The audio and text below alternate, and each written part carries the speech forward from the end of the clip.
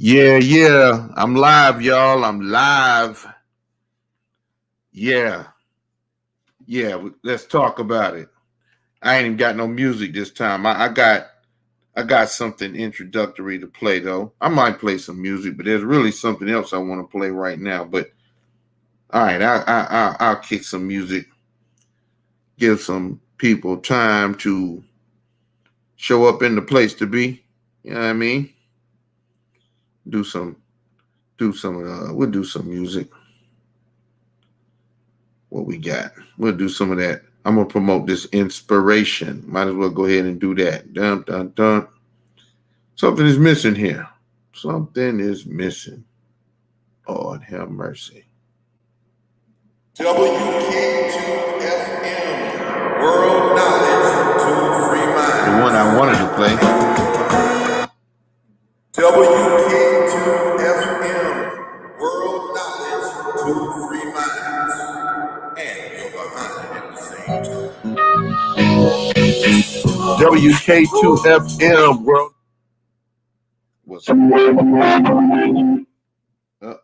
I can't believe these people is gonna call me while I'm trying to do my live. And you're behind at the same time. This is Kamisi Fox, the MC, the master of the ceremony, the mic controller, moving the crowd for sure. For the past couple of nights, you've seen us cracking open the books. These are aspects of WK2FM. We're going to live up to the motto. We're going to free some minds and behinds at the same time. Well, tonight, we free some minds and some behinds. In other words, we're going to make you move. You see, WK2FM is a combination of information and inspiration. Yes, y'all. I am Kamisi Fox, along with DJ Wayne, the Mix King. Mixing all these things, we here to fix things, because they're surely broken. Yes, they're surely broken as the drill is taking over, and that has caused a whole lot of death in our communities, and it's a big concern with a lot of people. Yo, we got the solution. WK2FM, World Knowledge, Free Mind, and you're behind at the same time. This is the inspiration portion of the deal. Right? We're going to make you now, we're going to make you groove. And you're going to keep on sparking that brain. Keep on sparking those brain cells. You know what I'm saying? It's what KRS-One calls edutainment. Okay, yes, y'all. We're going to keep doing that to you in your ear hole. And we're going to do something to your brain at the same time. Yes, this is the inspiration. Yo, DJ Wayne. Yes, and when you get a chance, go to WK2FM.com. WK2FM.com. It is a work in progress, a station under renovation. Yeah, we're going to make it happen. We want to be an alternative to the stuff that's out there right now, the stuff that you don't want to hear, that your children don't need to hear. We're going to clean and sanitize the airwaves with an alternative. Yes, we want to go back to using your brain again. Yo, we want to go back to inspiring people, young people, to read, to have knowledge, wisdom, and understanding. Yes, that's where we are right now. So go to WK2FM.com and you can talk to DJ Wayne, the Mix King. At some point, we're going to enter the realm of the goddess. Yes, that's right. We're going to focus on the dreams. All right. Yo. Hey, come back on the fan base right quick. Let me just see. I just did a test. Let me let you in. Okay, I'm already live on Facebook now. I mean on YouTube. I got the live going. Oh, no, I wasn't trying to do no show or room on there. I was just trying to see if people let you in. Oh yeah, I know. I ended the room. I just went live. I'm on YouTube live right now. All right. Can you hear me? I'm doing the test to see if people let you in. If you can hear me, raise your hand, Ben. All right, come in. So we don't come over there. I'm just trying to do this test right quick. Okay. So that room is still open? No, I opened another room. Oh, you opened another room. Oh, okay. Yeah, I'm live right now. Team Black is in the house. Sister Erica Howard is in the house. I'm coming in a minute, bro. Okay. All right. Yeah. Yeah. The lyrical supremacy of these goddesses will no longer be ignored. Yeah, we're gonna recognize the goddess here at this enclave, WK2FM. Yeah, he's coming. Special thing. Yeah, he's coming, Sister Erica Howard. We went, we tried to get it going in fan base, and obviously there's some sort of glitch going in fan base where I couldn't get Brother Bakari in on the stage with me on fan base. It was blocking his entry on for some reason. So I just said, forget it. Fan base is having some technical issues. I just decided to come over here and go live anyway. I was going to go live on YouTube today anyway. Might as well do it now since fan base is glitching out. I still encourage black people to go to fan base. Peace, Sister Tanzan. Peace, sister. Yeah. We was just over there on fan base, and fan base is having some sort of technical issue where I was unable to bring Bakari on the stage. But we're gonna get it on right now since Team Black is falling in. It's on certain things. Let me just give this recording right here, because this here is part of what lit my bug this morning. This evening. Ifatunde, Dr. Umar Johnson, no matter what people say about him, he's always on point with the things he points out. And this is one of the things he said. Biden is bringing Ukrainian immigrants to America. Joe Biden is bringing Ukrainian immigrants to America. Joe Biden already brought Mexican immigrants. Joe Biden already brought Afghani immigrants. Now he's bringing Ukrainian immigrants, and you Negroes got the nerve to be talking about we need to support the Ukrainians. Help me understand why, as a black man, I need to be supporting the Ukrainians, but I don't hear nothing about supporting the Congolese brothers and sisters in Central Africa. You telling me I got to support white Ukrainians, but I don't hear nobody telling me to support our Ethiopian brothers and sisters who catching hell right now. I don't hear nobody talking about supporting my brothers and sisters of Somalia who was bombed by the United States of America. Where's your support for black Somalia? Where's your support for black Congo? Where's your support for black Haiti? Where's your support for black Sudan? Where's your support for black Ethiopia? But you telling me to support the Ukrainians. Yeah, exactly. I'll tell you what is going on, but though the FBA and people like that, they're not getting at Joe Biden about that. They're not calling out Joe Biden about that. They're not talking about support for all of those black people around the world. They ain't talking about that. You know, and you know what they're not doing? They're not spending a whole lot of time on reparations. What they're spending most of their time doing, most of their time is spent bending over backwards trying to prove that they're not African. Most FBA are on YouTube with that YouTube shithouse scholarship trying to prove that they're not African. And I did say shithouse scholarship. They got the YouTube shithouse scholarship, and they think that that's exactly. And they think that that's somehow debunking their Africanness, and they're being very disingenuous as well. And I'll tell you why. The HBCUs are letting Ukrainians come to the schools for free. Absolutely. That's what they're doing. And this is something foundational black Americans need to be raised. We need to be hearing them. They're supposed to be too busy with that than to have time to prove their anti-Africanness. Okay. Yes, indeed. Yeah, they doing that. And like I said, Joe Biden, for people to be raising a FBA flags, Joe Biden is telling FBA pretty much to kiss his ass. He has done everything except give us the middle finger, call us nigger, and pull out his little device and piss on us on live TV. I mean, he's done everything except that. And that's right. FBAs only have hate for other black people. Yes, that is a fact. And that's what they're showing with their actions, and I'm calling them on it. Exactly. FBA only has smoke for other black people. That's for sure. And they spend most of their videos, their research, all of their time is spent trying to prove that they're not African. That is the major element of their FBA, is to prove that they're not African. That's their main thing. That's their main thing. And then they're being very disingenuous. What I mean, you'll hear the talking points.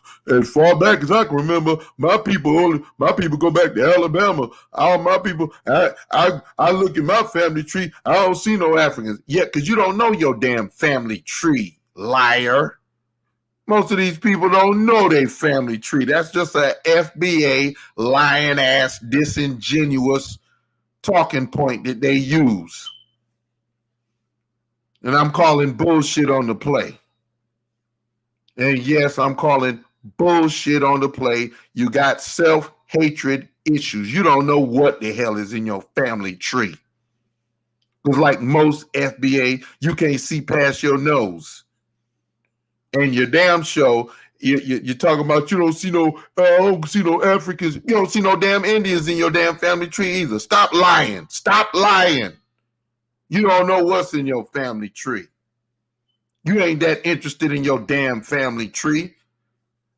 So stop lying. And your FBA flags and saying you're not African ain't going to get you nowhere anyway. You're not going to get no special status. Joe Biden ain't going to recognize your foundational black ass. He's not going to recognize that shit and give it no privilege. He ain't going to pass no foundational black American law to protect your black ass.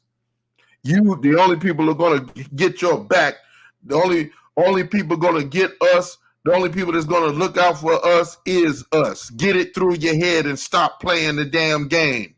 Y'all having a jolly good time boosting yourself up with your self-hatred, telling everybody that you're not black, you're not African. Okay, you're not black, you're not African, but guess what? You're still powerless. Hello? You're not black, you're not African, you're not what we are, you're something different. You might be Israelite, you might be Moorish, but you're not, but you're still powerless. You're still powerless. You might be Israelite. All right, a lot of Israelites ain't African. You spend your time with that. You ain't African. Y'all been banging on that for a while. Some, but you're still powerless. You ain't gonna get no power till Yahweh shall get here. And guess what? He ain't got here yet. And guess what? He ain't coming, huh? And if he's coming, where's he coming from? Huh? Where's he at? On vacation? Where's he at? In the Bahamas? No. I got to come with it. Yeah. Come on in. Yeah, man. I don't know what was up with that, man. But Bakari, man, Hey, bro, can you hear me? Yeah. I'm gonna tell you something. When I just did that test room, I tried to leave. That room is still open. It won't even let me close the room out. Oh man, that's crazy. That is crazy. But I was listening. Hopefully he'll fix it. He popped in. So with him popping in, that means he heard a little bit. So that means he'll understand. You know what I'm saying? He'll know the problem. Right. Oh, okay. You hit him and told him, or he just monitors it like that? No, he just popped in. He popped in the room. Oh, okay. That's good. Because like I said, I'm gonna rock with him. I'm patient. I ain't saying, hey, fan bait. No, I'm just saying he's having some problems right now. We gotta come. I'll come back to it. Yeah. Like I say, my room's still open. I can't close it out. Yeah, but you can hear all right. You heard some. Did you hear what I just a little clip I played of Dr. Johnson of Ifatunde? My bad. No, I didn't. I didn't hear, but I heard what you were saying though. Yeah, let me go back because you know how Dr. Johnson do. He just drops it, but This is you know my premise is that and yes, Sister Eric Howard, you never hear white people say they're not British, Irish, Russian. Exactly. This is another point I was making the other day about this problem with the word black. The white man I have never had a white man tell me he's not white. Has anybody ever had that white man tell you that he ain't white? I've never ever. Cause see my brother, that black is a status, my brother. And if you keep calling yourself black, my brother, see in law, the status is my brother. I've heard it. The Black's Law Dictionary and you shit. know what? Let me say something right quick before you go in. I told you I'm gonna do it whenever you finish. I'm gonna still do mine, but because it's gonna piggyback off this one since you did your first. Black people are the new white supremacists. Listen to these people talking points. Look how this country is ready to welcome those Ukrainians and everybody else with open arms. Look how we was happy. Look how these so-called FBA ADOs was happy that the Haitians was getting attacked at that border, talking about hold your own nuts. Right. And then them same people, them same handkerchief head Negroes will be talking about support the Ukraine. What we are witnessing is nothing but self-hatred on display. It's funny you said that, Doctor. Let Ifatunde say it the same thing that you just said the way he said it. We got to stop letting this stuff happen. Joe Biden is bringing Ukrainian immigrants to America. Joe Biden is bringing Ukrainian immigrants to America. Joe Biden already brought Mexican immigrants. Joe Biden already brought Afghani immigrants. Now he's bringing Ukrainian immigrants, and you Negroes got the nerve to be talking about we need to support the Ukrainians. Help me understand why, as a black man, I need to be supporting the Ukrainians, but I don't hear nothing about supporting the Congolese brothers and sisters in Central Africa. You telling me I got to support white Ukrainians, but I don't hear nobody telling me to support our Ethiopian brothers and sisters who catching hell right now. I don't hear nobody talking about supporting my brothers and sisters of Somalia who was bombed by the United States of America. Where's your support for black Somalia? Where's your support for black Congo? Where's your support for black Haiti? Where's your support for black Sudan? Where's your support for black Ethiopia? But you telling me to support the Ukrainians. White Ukrainians who are discriminating against African people trying to get out of the Ukraine. Yes, who are openly discriminating against African people. You know what I'm saying? Yep. And I don't never hear the FBA don't even they don't even say, look, we're not African, but we do have concerns about the African people. We do fight for their liberty. They don't even say that. All they do is I ain't African, and they make YouTube videos and spend their whole time with their shithouse YouTube scholarship. And I do mean shithouse YouTube scholarship, because y'all ain't holding no candle to Dr. John Henrik Clark or Dr. Ben Yakinen and all the people you try to blast. You try to shit on all of them like they didn't know what the hell they talking about. But here you come with your little YouTube scholarship thinking you debunking this shit. I'm calling y'all are just some self-hating Negroes. That's all. Bruh. You're just some self-hating Negroes. And like I said, you might not be black, you might not be African, but one thing for sure, you're still powerless. Because Joe Biden ain't passing no laws for no FBA. Joe Biden or no other politician is recognizing your bullshit. They not going to recognize it. They not going to pass no laws. They ain't got your back. The only people that got your back is the very people that you trying to shun. You got Africans reaching out to your self-hating ass. Yeah, JP Jackson, it's people. JP Jackson said, fuck Africa and Ethiopians don't give a shit about you. Motherfucker, We can drop your ass off in Idaho, and it's people in Idaho don't give a shit about you. And if we drop your ass off in Idaho, you gonna be good to go, JP Jackson? If we drop you off in Arkansas, in the mountains of Arkansas, with an American flag, you gonna be good to go, JP Jackson? Hell no. Hey, he might be white, Commissioner. He might be white. Fuck him. Now what I'm saying is, tell his punk ass, let him come up. Yeah, hit the link, JP Jackson. Tell him to cam up. Yeah, and cam up. See, I'm gonna show you how stupid people is, just in case. Ain't shit. Let me get him right quick, Commissioner. Go ahead. I'm gonna show you something. He said, Black Americans always been our own. Immigrants don't give a shit about you and ain't whatever. But right, check this, right? See, watch this, right? I'm gonna show you something. I've already shown several times how in the 1960s, Kenyans, people from Kenya, literally came here with Fannie Lou Hamer to help Black folks from the United States, right? Whatever they needed, right? So then go up into the 21st century when the Black Bank in Chicago closed down, right? Right? It was some Ghanaian millionaires that came here and gave them $20 million so the bank can stay open. But see, dumb folks like him, which I believe he probably is one of those initial people, one of those initials. That's all they are, is an initial. FBA. He could be white, he could be black, but it don't matter. They the same. A self-hating Negro or a white man up in here. It's the same results. You know? Go ahead.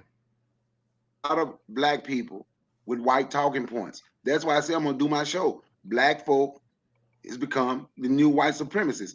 They love white people more than they love themselves. They're gonna wrap themselves up in that red, white, and blue. All that fake shit. You see look, you see how quick that 80 shit died down. Check this out. Hold up. Let me get this off. Yo, Jackson, if that's all you gonna do is just keep saying fuck Africa, fuck you, you getting the fuck out of here, nigga. Fuck you. The fuck out of here, bitch ass nigga. We don't play that shit. I gave you the stream. That's all you gonna do is just say fuck Africa, fuck you and Africa, fuck you and Africa. That's all you gonna say like a little child, you little ignorant motherfucker. Fuck out of here, JP Jackson. Go finish jacking your dick, nigga. Shit. That's what there you go. That's this clown ass motherfucker. That's what you got, all this self-hatred. Yeah, I'm sorry. I just had to go deal with that. Go ahead.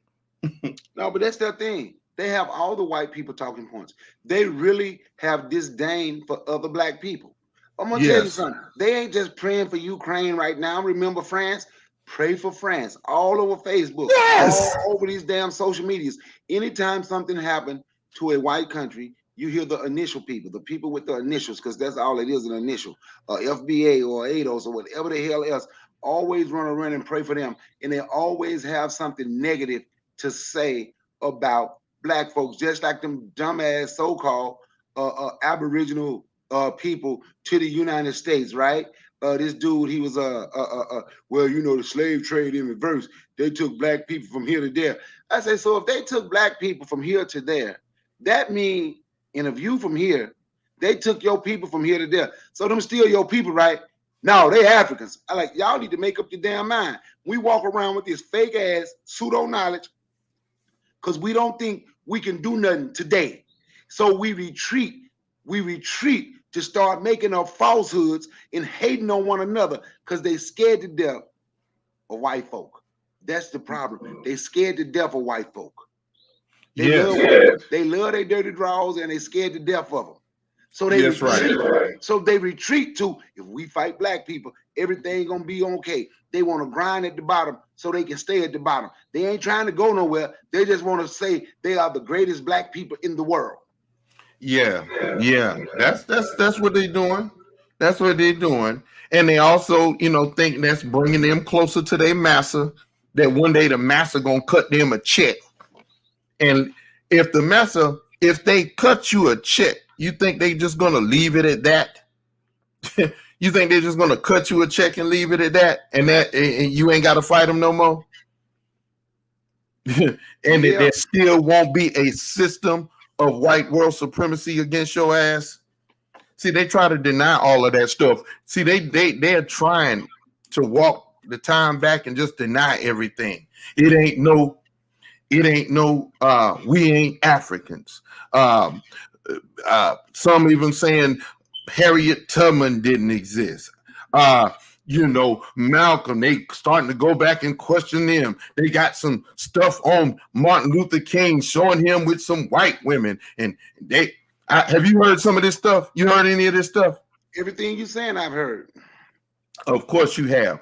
Now, as far as that goes, I want to ask anybody, is there anybody that believes that there's any way in hell that this government will have some pictures of Martin Luther King with some white girls and wouldn't have shown it by now? Is there anybody who believes that?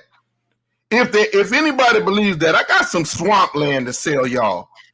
You know what I'm saying? How this dude came back in your chat with his punk ass? Yeah, because he's a lame. That's all. He's somebody who ain't got a damn thing to do. He's a lame duck who ain't got shit to do. Bitch ass nigga, fuck out of here. I'm gonna keep blocking your ass too. Hey man, make some moderators and let them block his ass. Make Erica Howard a moderator. So he. All right, let me learn how to do that. Let me tell you how to do it right quick. Open up your channel on your telephone, right? Go to your show on your phone, and then touch the name who you want to be a moderator. When you touch their name, a lot of lists come up, and it will say add as a moderator. Okay, I'm on my Chromebook right now. There got to be a way to do that on you got a telephone? I got the telephone, but you said open up the YouTube and StreamYard on my phone? No, not in StreamYard. Open up your show like you watching it on your phone. Oh, okay. Let me do that. What's up, Tanzan? What's up, Tanzan? I always go for the chilling. Sorry. Yeah, chilling. That's cool. That's right, Erica Howard, lame, greasy duck, JP jackass, coming over here trying to disrupt with childish bullshit. Fuck out of here. I don't play that. Shit. Well, I wasn't even going to come in this early, but I just had to come in and say something. I'll go off a bit and then I'll come back in maybe a half an hour. But one time I did this thing, with this thing has been concerning me, this division between, us and us with each other.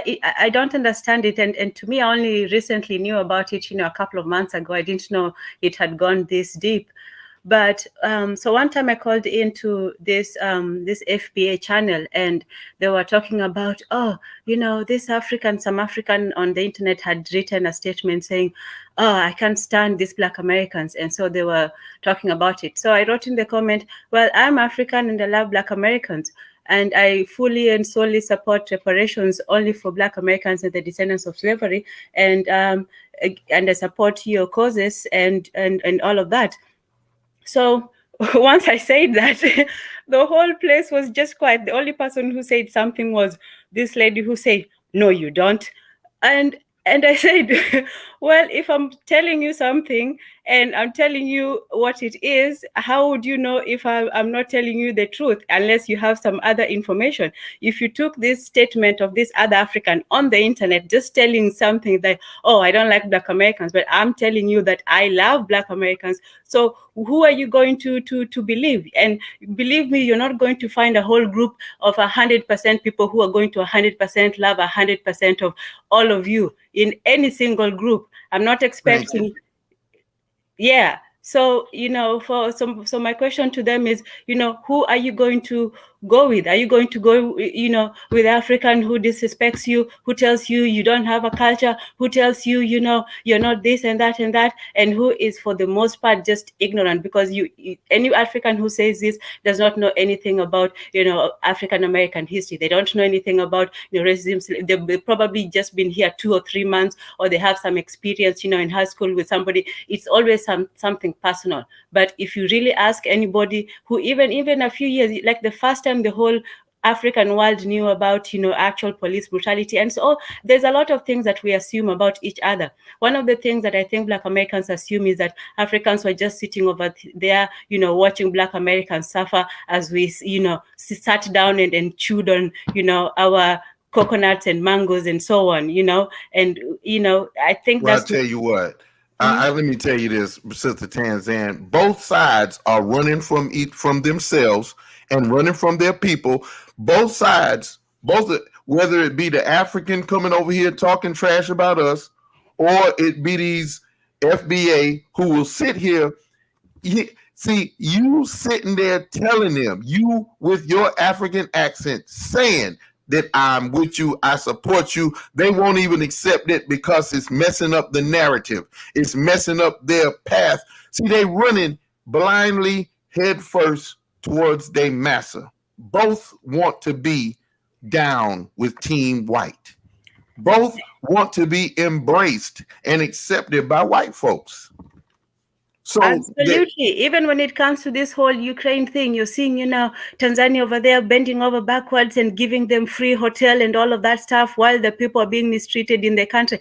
It's everywhere. Like the things we hate about each other are the things that we are most like about each other. And the things we love about each other are the things that we most like about each other. We love the food. Our food is similar. We love the culture, the music, all of that. You can't deny your Africanness when you listen to African music. Like you just have to be a hard-edged somebody if you listen to that Afrobeat and you can't say you're feeling it just a little bit. You can't be, an African and you can't listen to Black music and just feel that, there's some soul in that. Thank you for making that point. Exactly, because I'm one who listens to African music. I talk to African. Look, and there's times I've had back when I used to do ride share and I would get Africans. We would have good conversations. Let me get JP Jackass. I'm gonna block you every time, JP Jackass. You ain't getting no traction over here, you clown. Give me something to do. I got no problem blocking your JP Jackass, you JP jerk. Get the fuck out of here. You ain't getting no traction over here. Yeah, and I do ride share, right? And when I do that, a lot of times I talk to the Africans about the music. And they're shocked that I know the old school African musicians. I'm talking about, the ones not just Miriam Makeba, but also Fela Kuti, King Sunny Ade, and Lucky Dube. Those old school brothers. Yes. Yeah, what was you saying? Mm-hmm. I was asking if you know Franco Luambo Makiadi Africa. I know Franco. You talking about Franco, the one who just made that hit last year? Nope. Yeah, just looking up, you'll find everything you need to know about him. One of his famous songs was this song called Mario. The full version of it was, I think, 30 minutes long. It was just, side A and side B, and side A was just one full song, Mario. But he died a long time ago. He was like one of the greats. He's like before our time, but he's a Congolese. For us in Kenya, the big thing was the musicians from Congo, from Kofi right now, but going back all the way, Papa Wemba, what was his name? Did you say Papa Wemba? Did you just say Papa Wemba? Yes. Hey, I know him. He's the Cameroonian, right? No, Congolese. They did. There was one excellent album called Wake Up by Papa Wemba and Kofi Olomide did one together. Every single song on that album is just, it's a wait a minute, Sister Tanzan. Let me tell you the ones I know. I know Sonny Okosun of Nigeria. Okay. I am not so familiar with Nigerian songs. No, but it's okay. I just want to make the point. I know the My Hotel Queens. Okay, yes, I know them too, yes. Yeah. You see what I'm saying? I listen, and I'm glad you mentioned that. Because all of that destroys the narrative. See, these foundational Black assholes are pushing a narrative. That's what they're doing. They're running towards whiteness. This is their chance. These are the people that they running towards whiteness. They trying to find an official way to do it. They got a couple of YouTube shithouse scholars to give them some shithouse scholarship to just disprove and Sorry down to talk interrupt. everything, huh?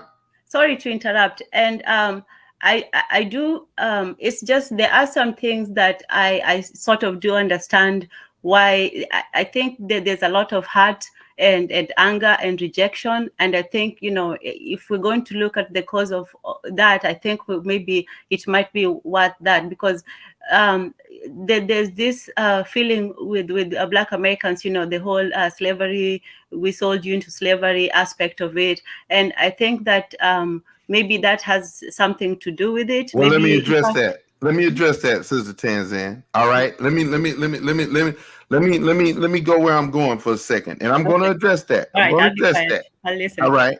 Yeah, it's okay. Because look, we can see we're not blind about any of that stuff. Mm-hmm. You know, you don't just a lot of those are just talking points. Y'all sold us into slavery. You know, y'all. We're talking about a whole continent of people. Ain't no whole continent of people sold us into no damn slavery. Okay?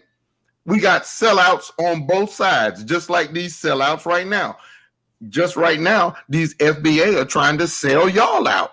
You know, they're trying to sell all the other Black people out right now in present time. It ain't nothing but self-hatred. That's all it is, Sister Tanzan. They know it don't take a genius. It don't it don't take a genius to look at it and not just make these blanket statements. Y'all sold us into slavery. Here's something the FBA be saying, or ADOS and all these other Black people. You know, my people are from Alabama, my people from North Carolina, my people from, and I don't, far back as I know, I ain't seen no Africans in my lineage. And these people say that without knowing their damn lineage. And if you ask them how far they can go back, they can't go back far. Ain't none of these people got up here on YouTube. Or I want one of these shithouse scholars to get up here on YouTube and show their lineage. Show it. Go back and show me, because you don't know what the hell's in your lineage. You just, you know, all right, you might know your grandma, maybe your great grandma at best. You know, my such and such, my uncle married Eugene so-and-so, so-and-so. They can't go back very far. They don't know what the hell is in their damn lineage. And a lot of it ain't documented. If so much of our sojourn here is undocumented. Do you think they got a whole bunch of well-kept records on slaves, on so-called slaves, and the Africans that were brought here, the Africans that were killed and thrown in mass graves? You think they got some well-kept records on them? You think it's all of them are accounted for in the Library of Congress? Not the Library of Congress, but in the archives, in the National Archives? Hell to the no. Hell to the no. Let me get. Hey y'all, JP Jackass ain't got nothing to do. He has nothing to do. This triggered jackass ain't got nothing to do but come here. You ain't got nothing to do with your life, JP Jackass. Fuck out of here, fool. Like I said, and I knew I would get at least one. You know, because this is what causes the most this is what causes the most pushback and the most kickback. Is this is what they don't want more than anything. Okay? Mm-hmm. This is what causes the CIA to get active. They do not. This is why they made that goofy ass movie Black Panther. Right? To try to sow seeds of dissension between Blacks and Africans. This is what they really, really don't want. They don't give a damn about you calling yourself FBA. They don't give a damn. They ain't worried about no damn FBA. That's just a long term. That's just a begging campaign. They ain't worried about y'all doing nothing but begging. Can the FBA, somebody can come in, can the FBA come here and say something intelligent? Instead of just come here, fuck Africa, because see, we understand that little small mentality. If somebody say something with some intelligence, of course you shouldn't, because you're full of crap. That's all. There's really nothing to say. I'm calling them on their crap. So and the Africans that come here on that side, the ones who come here talking about Africans, we this, we that number. The first thing we got to ask you is, what the fuck are you doing here, and what's going on, and why ain't you? Since you got it popping, why ain't you got it popping where you from? Why do you even have to come here in the first place? Am I? No, you know what I'm saying? That's entirely correct. And the funny thing is this, that both sides are asking each other questions that each side is supposed to be asking themselves. You understand? Yes. and also both sides are playing dumb. Ain't nobody blind. We know that we're the same folk. We know that we're the same people. We know that we're broken up, and we know that we're both being colonized. Mm-hmm. We're both subjugated, colonized people. We both know this. Mm-hmm. And we're both playing dumb, and we're both blaming each other, and we know that that's some bull crap too. All of these talking points are just an excuse to try to hurry up and run towards white daddy. That's what it is. And to avoid looking into ourselves. It's easier to point fingers at somebody else than to look at what is really, wrong with us, or what we're not doing right. And even for the Africans who, like we say, who fled, let me just address that whole thing about fleeing. Even with the Black Americans, when they say that you're fleeing, why are you fleeing? You're fleeing because something is not right. So of course your answer is in the question. Why did you flee? Because something was not right, So it is obvious right there. And then when we come over here, we ask Black Americans, why are you complaining? Because something is not right over here, Thank you. So the question is answered the moment you ask it. Complaining, what is the reason? Look around you, duh, and then you ask. Go ahead, sister. I'm just laughing. Go ahead. You stating the facts exactly. That's right. Act like they can't see. Everybody acting blind. Everybody's acting like they lethargic. But otherwise, they're critical thinkers. Oh, but they got time to do all this damn shit house scholarship though. But they act like they can't see something. You see clearly. You just called it out. But but they doing this shit house scholarship like they don't know something is clearly wrong. We're running from ourselves. Experts at each other's, shititude, so to speak. An African on the continent suddenly knows, the statistics of black crime in the hood. Exactly. He'll come over here and cite to add to why he hates us. Who's never left the hood suddenly has all the GDP of Senegal and Ghana. Exactly. Oh, but they got, and here's another thing. Exactly. And they'll show you some. Look, these FBA people are funny too, because they so anti-African. But look, I ain't seen they ain't got no pictures of their Indian ancestors. I mean, they real low. Some of them might show some shit on some channel. They might show some motherfuckers with some feathers and some shit. I believe they'll just take a doctor a picture and say, "Yes, see, this is proof. We's Indians." Man, if y'all don't get out of here with that self-hating bullshit. What up, Forecast?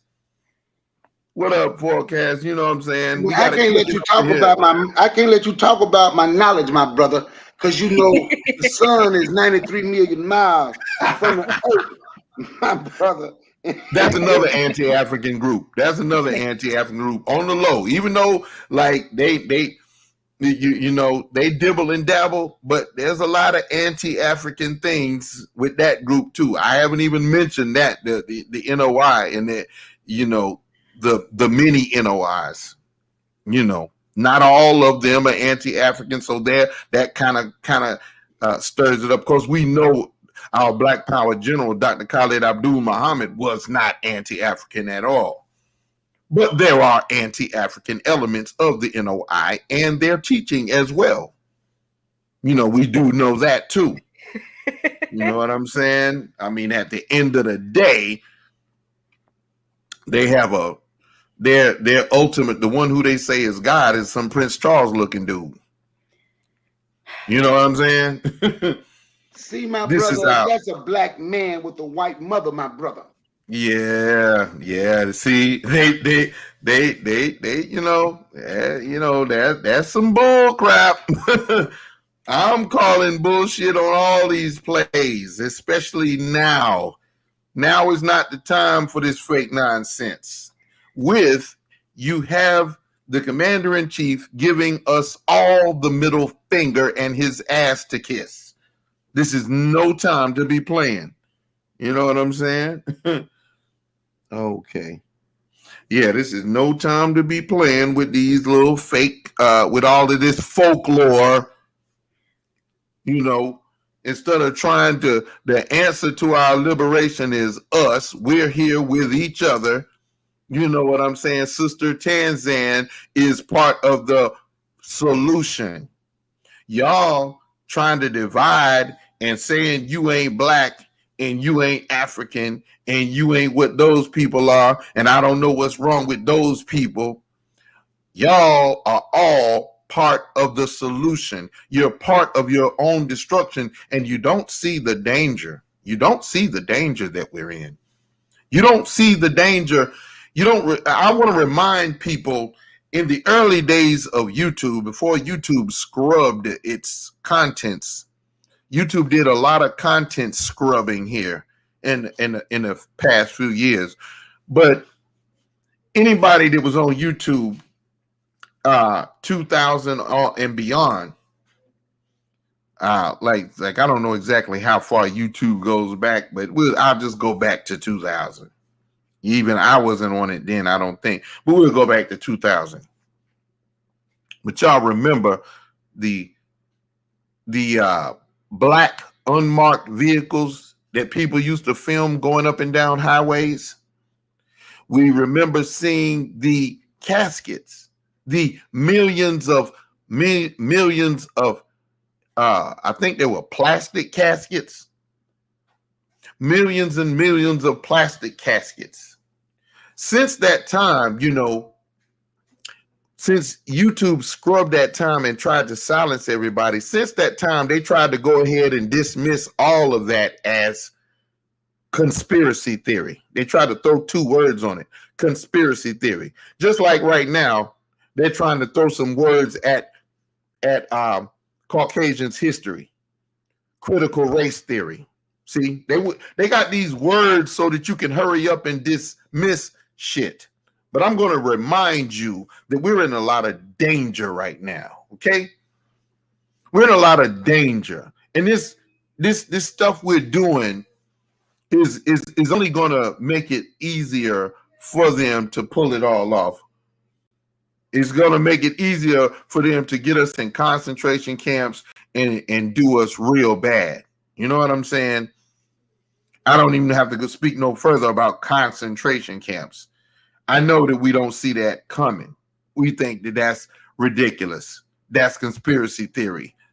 That's nutty talking. Blah, blah, blah. You can dismiss it all you want to. But those caskets weren't going nowhere. Those coffins. That's right. That's right. Yeah, Sister Howard. Those coffins ain't going, they ain't going nowhere. And those Sam's Clubs and those Walmarts that they closed, and we don't know what they doing with them. They still there. The operation is still there. They just removed it from your eyes. Now let's add that. See, black folks don't like to put components together. We don't like to do any critical thinking. And now you look at them bringing Afghanis, Ukrainians, and whoever else, and stopping Haitians. I mean, just clear in your face racism, discrimination, colorism, with them practicing that, with all of this facing us, with all of these components. There should be a big blinking red sign telling us that we're in danger. They're trying to get rid of us, okay? Not to mention the boo-boo 19, okay? Not to mention that mess. You know what I'm saying? Bitch niggas back. Bitch niggas gone just like that. Look how fast I got rid of you, JP. Look how I love StreamYard. Look how fast I can get rid of a bitch nigga just like that. JP Jackass. Come on in. Come on back on. Watch, I'm gonna just get rid of you some more. He typed a whole bunch of shit. This jackass typed a whole bunch of shit, and we didn't even get a chance to read it. Y'all didn't get a chance to read that bullshit, did you? Jackass, get the fuck out of here. Yeah, this shows you how scared they are, right? They scared. Somebody. Hey, listen, let me say this. Yeah. Right? I ain't gonna say we gonna be in no concentration camp, cause I can't speak for nobody else, and I ain't trying to act like I'm the big badass. But one thing for sure, two things for certain, and the third one is a fact. I shoot, my kids shoot, and we train to shoot. Now, whoever else got a problem with that, that's on them. But I ain't gonna be in a concentration camp. That's right. Yeah, I'm like, no, you're supposed to say that. But I'm saying that's what they want for us. You know what I'm doing? I'm just giving it. Yeah, I'm not gonna be in one either. But I'm saying a lot of these black people that ain't got nothing better to do but fight other black people. Y'all gonna end up in one, and you're running to Zaddy because you love the people who are trying to do that to you. That's who you down with. Just like JP Jackass up here, he's another motherfucker that be talking about, I ain't got nobody in Africa. Like I told JP Jackass, we dropped. What do y'all think? If we drop JP Jackass off in Wyoming, you think he'd be all right? Hey, JP Jackass, if we drop your dumb black ass, your dumb backwards black ass off in Wyoming, do you think you'd be all right? You think we'd be all right? Just drop your dumb black with your American flag. We're gonna give you an American flag, so when they come to lynch you, you can go ahead and tell them, no, I was FBA. I'm a foundational black American. Y'all don't understand. I was foundational. You think you'll be all right? Y'all think if we drop JP Jackass off in Wyoming, he'll be all right? Till they catch him. That's what I know. He gonna be fine, man. He gonna have his American flag. He gonna let them know that he's American. He gonna tell that lynch mob that come for his ass.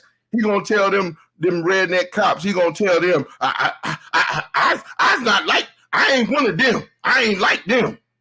No, sir. I's not one of them. You ain't got to hang me. I's not one of them. That's what he gonna say. That's what JP Jackass gonna say.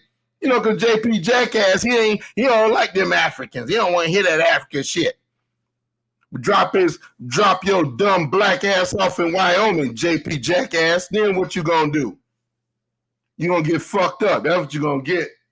That's what I'm saying. That's what I'm saying. Stop the madness. Stop the BS, and stop with the shit house YouTube scholarship. Miss me with it, please. Man, the earth is 6 sextillion tons. Stop talking about my knowledge, bro. The earth weighs 6 sextillion tons. Right. Exactly. And 93 million miles away. And you know how I know that Elijah Muhammad ain't lying when he say that? You know how we know he ain't lying? Because he's right and exact. He don't tell no lies. He ain't capable of lying. He was taught by God himself, a white Arab who appeared for 3 years and disappeared like Puff the Magic Dragon. Shit, man. Miss me, man. We'll hang on to that folklore. This shows you how deep the self-hatred is, man. This shows you how deep the self-hatred is. What's that now? Yes. On one of the occasions, and Brother Focus still has to apologize for that. He made me be on a panel with a couple of guys who were claiming very vehemently that they were Indians. And for me, I told them this. Look, nobody is trying to force you to be African. This is what people don't understand. Nobody, even Africans, are not trying to force you. Even Africans, many of them don't even want to be African. Like that whole identity, I tell people. I think Lupita Nyong'o said it one time and people attacked her saying, she says something like, I didn't know I was African until I left Africa. And you will hear that sentiment amongst many Africans, because it is not really an identity that many of us even have. So if you don't want to be African, you don't have to be African. Nobody is forcing you to be. For me, the only thing I ask of Black Americans is still to be Black. Are you Black? Are you still Black? If that's it, then yeah, I don't care what else you call yourself after that, you know.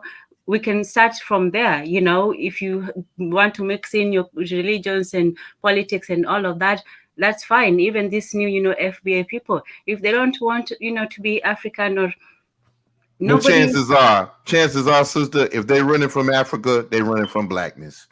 It's just that simple. I don't have a problem with being African, Nubian. I don't have a problem with anything that's black. I could be African, Nubian, Egyptian, Kemetic, or whatever else I could be a little bit of all that. If somebody is bending over backwards, saying they not African, they're running from blackness. You know, that's just what it is. Because if they didn't mind being black, they wouldn't mind being any of it. Right. And and like I say, Sister Tanzan, here's what you should tell those people. Okay, you're not black, you're not African, you're this and you're that, and you're whatever country you from, and you got your flag, whatever it is. You might not be this, you might not be black, you might not be African, but one thing is for sure, they are still powerless. Hello? Still powerless, because the facts speak against us. The facts are against us, y'all. None of these people got no business beating on their chest.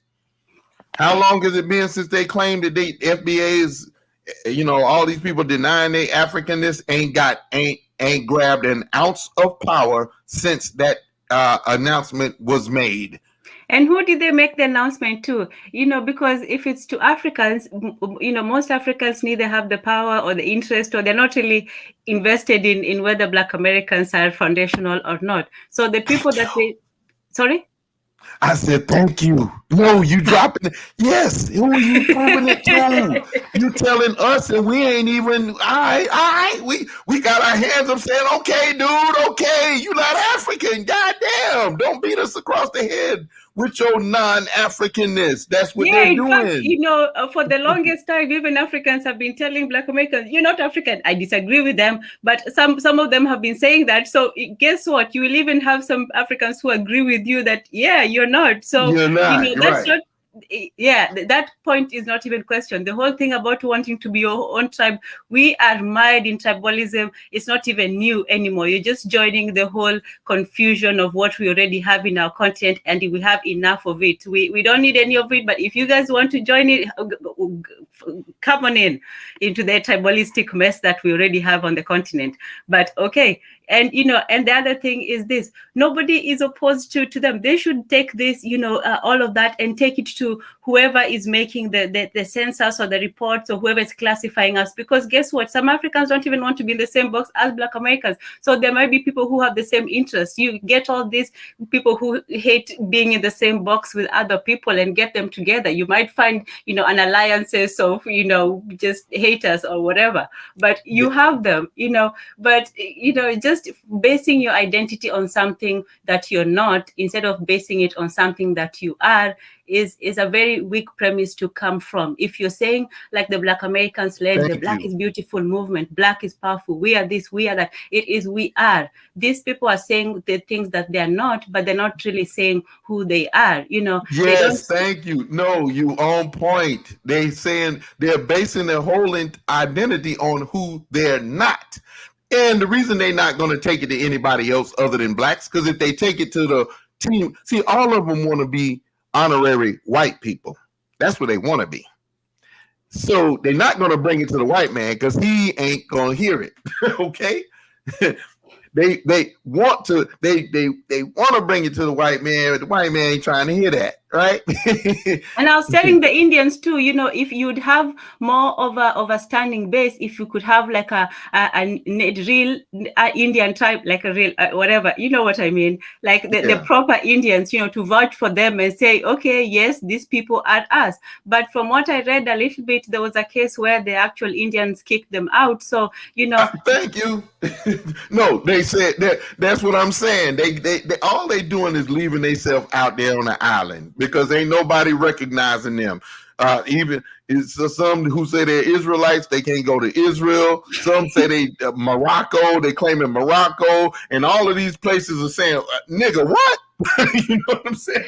Look, and what I'll tell them is this: all these people will categorically reject you one by one. You can go through every Indian tribe, they will reject you, the civilized and the uncivilized one. But if you come to Africa, some tribes will reject you, some countries will reject you, some people will reject you. But guess what? You will find some people who will accept you, some people who will like you, some people who will just, you know, just think you're the coolest people on the planet. So, you know, did you hear that, JP Jackass? That's what I was telling you.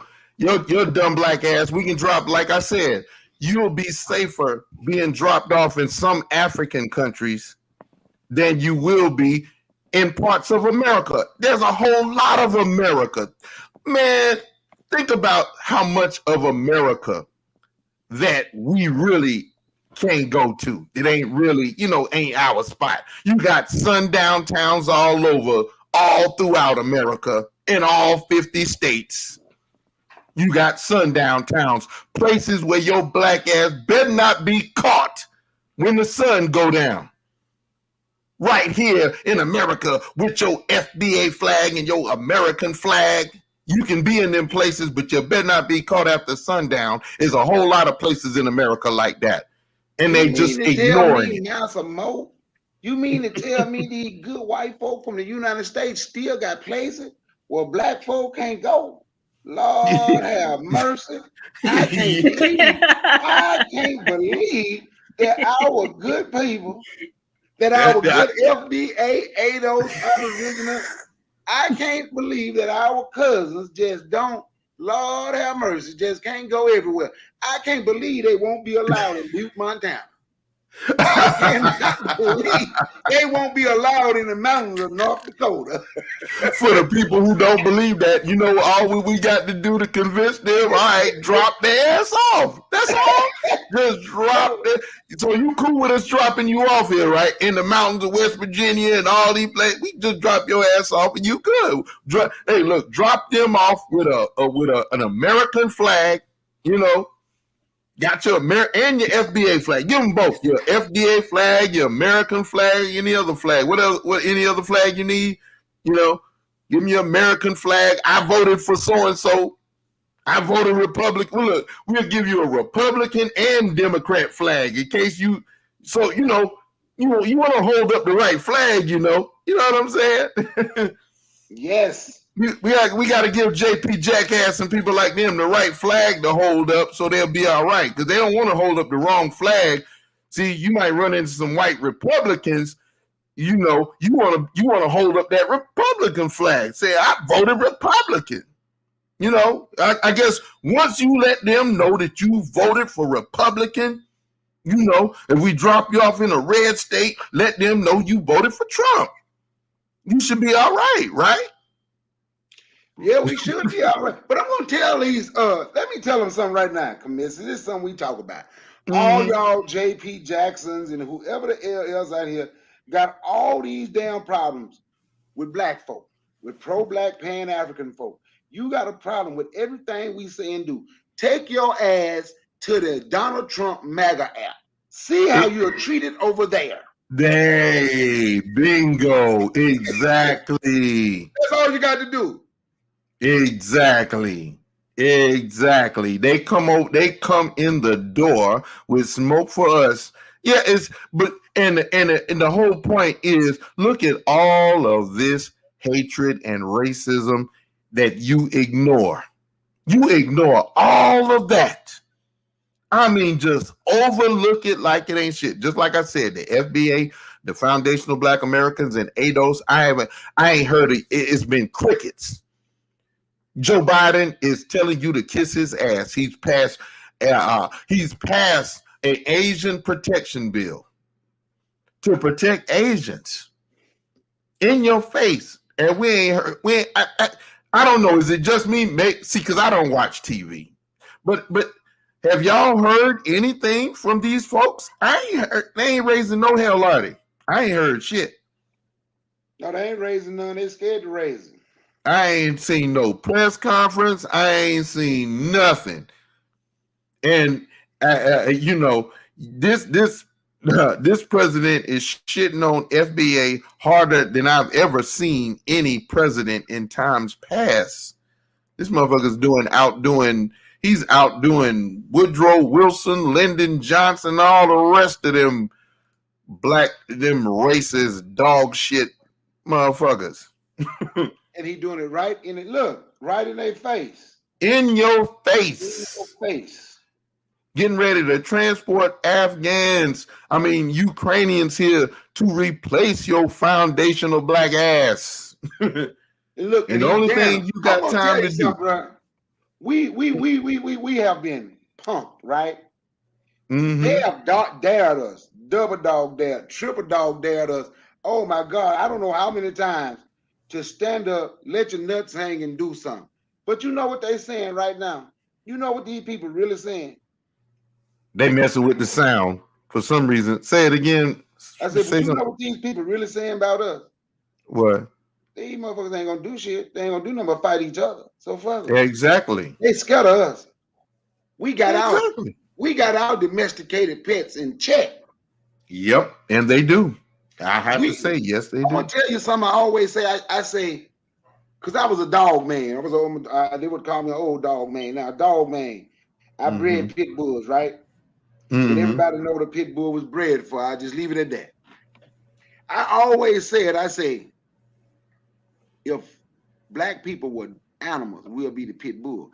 Everything that's bad is blamed on black folks. So then I would say if the pit bull was a human, it would be black, because that's how it worked. But I'm gonna tell you something. That's literally how it works. Because I'm gonna show you. If you know anything about them dogs, and I ain't gonna talk, well, that's a long time ago. But anyway, they always pit against one another. The pit versus a pit. The pit is the strongest. The pit is the baddest. The pit is the fastest. The pit is the most athletic. The pit got that reputation. But they always pit against a pit. Don't that sound something like black against black all the goddamn time? The only difference is now that pit might see an Akita and go at that Akita. He might see a German Shepherd and go at that German Shepherd. For some strange reason, all these initial people, what I mean by the people with the initials, FBA, ADOS, ABOS, and everybody else, they only gonna go at other black folk because they've been curred. A cur is the dog that won't fight back. The cur is the punk of the litter, the ones you want to get rid of. So them FBA, ADOS, ABOS, they have been curred when it come to standing out here being strong black men. You understand what I'm saying? They have been curred. They don't want that smoke. They don't want that smoke with nobody. They think they want it with us, but they really don't want it with us. We can out-talk them, though, because we know how big the earth is and how much it weighs, and we got all that knowledge that don't mean nothing. And then we can just make up and say Harriet Tubman was FBA. Never heard her say it. Nowhere was it written where she says she FBA, but you can find her writings talking about her African ancestry. Okay. I guess that's why some of them try to say one of these guys try to say she don't exist. I guess if they acknowledge their Africanness, it's best to say they don't exist. This is pathetic, y'all. You know what? That is really sad to me that they're willing to even deny their own hero, for what? With the shithouse scholarship. And then they deny them with shithouse. YouTube shithouse scholarship. A couple of years ago, this thing came out, when the feminists came out and all of these things, and suddenly they were just plucking all the black women in history and calling them feminists. Suddenly, Sojourner Truth was a feminist, and I was like, she wasn't fighting for feminism. I can't speak, and now I can't speak on Black American issues without saying, I speak as an outsider. This is only what I see. So no, you know, we all see the same thing. Don't worry about it. You telling nothing but the truth. You ain't no outsider. It's bullshit. Tamika Mallory is trying to pull that feminist bullshit. It's just well, black women because looking for an sometimes out. when people speak about something, yes, somebody might feel, oh, you have no reason, speaking on Tell this him, because you're tell not. him. I got the same amount of reason you got. I got a mouth and I got a reason. Fuck that. Don't let them tell you that. That's just some more bullshit. That's just some more attack dog nonsense. That's all that is. Okay. You got just as much reason. You see what we see. What you see is the truth. What you just said is the truth. I see it. You see it. We all see it. And you got every right in the world to point it out. Okay. Thank you for giving me that permission. So if you attack me, yeah. So all of these people who fought, there was nobody who was saying, Booker T. Washington, Frederick Douglass. There was nobody who was saying, I am doing this only for a certain group of people. They were doing it for everybody in the world. They were doing it, and even when I read the books from Amos Wilson to Dr. John Henry Clark to Dr. Francis Crespo, there was always a focus on Africa, and my appreciation for my continent did not come from my continent. It came from coming outside and seeing people who actually valued what I had not even valued. I knew about the history, the larger history of Africa, not just what we were taught in the school from Chancellor Williams. I learned about the spirituality of Africans from Dr. Marimba Ani. So I cannot even quantify the debt I have for Black Americans for still reaching out and still wanting this connection, with the motherland that even many of us in the motherland have lost. This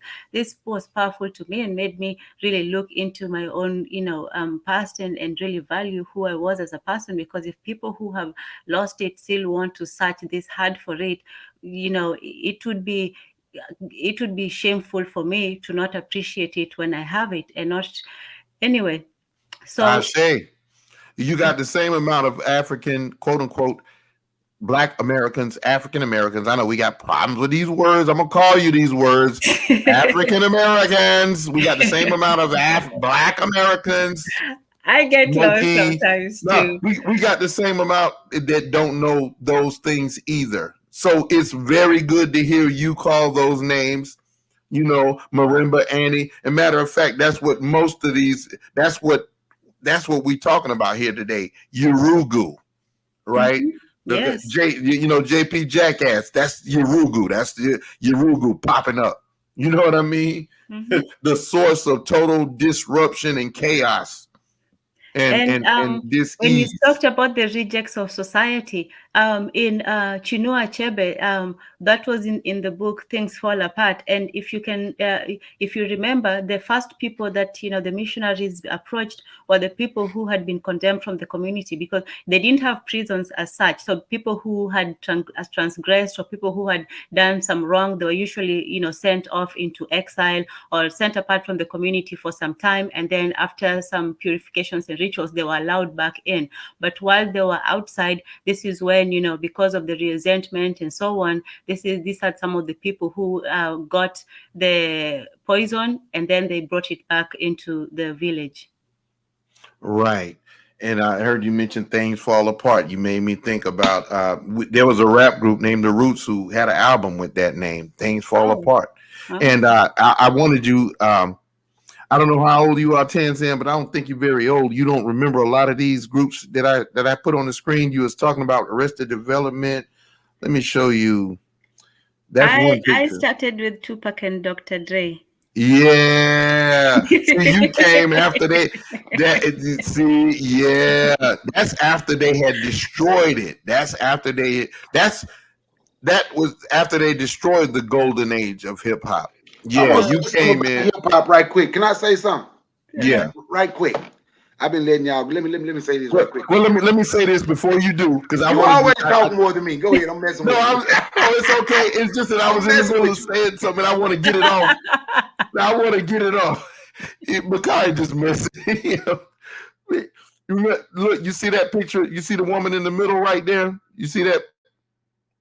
Oh, sorry, I had muted. Sorry. Yes, the lady in the middle. Which one? The one it says Sorry. There's the WK2FM symbol, and you see a woman who's Yes, like standing yes. on the beach or whatever. Yes. That is Arrested Development. That is one of their. I ain't gonna say that ain't one of their last albums. They've done a whole lot of albums since then. This is one of their last albums on their mainstream record label. I forgot which one it was. But this was all right. This was one of their last like mainstream albums. This one was a follow-up to their big album. Their big album, which was 3 years, 4 months, and something in the life. It's got a funny name. That was the one with their most hits on it, with Tennessee, Mr. Wendell, Everyday People. You know, that one. This is the one. This one came out around the time they were trying to. This is when they were flooding the industry with gangster bullshit. This is when they were trying to get rid of the golden age of hip hop. This is an album called Zingalamaduni. And that's some African word that means beehive of culture. I don't know which language that is. Zingalamaduni. It sounds South African. Yeah. Yeah, because I remember you were saying, I was letting you know that Arrested Development was a very pan-African, pro-African group. Oh, okay. They value. I know I have my homework. I still need to listen to all the music, so I will leave an evening for that.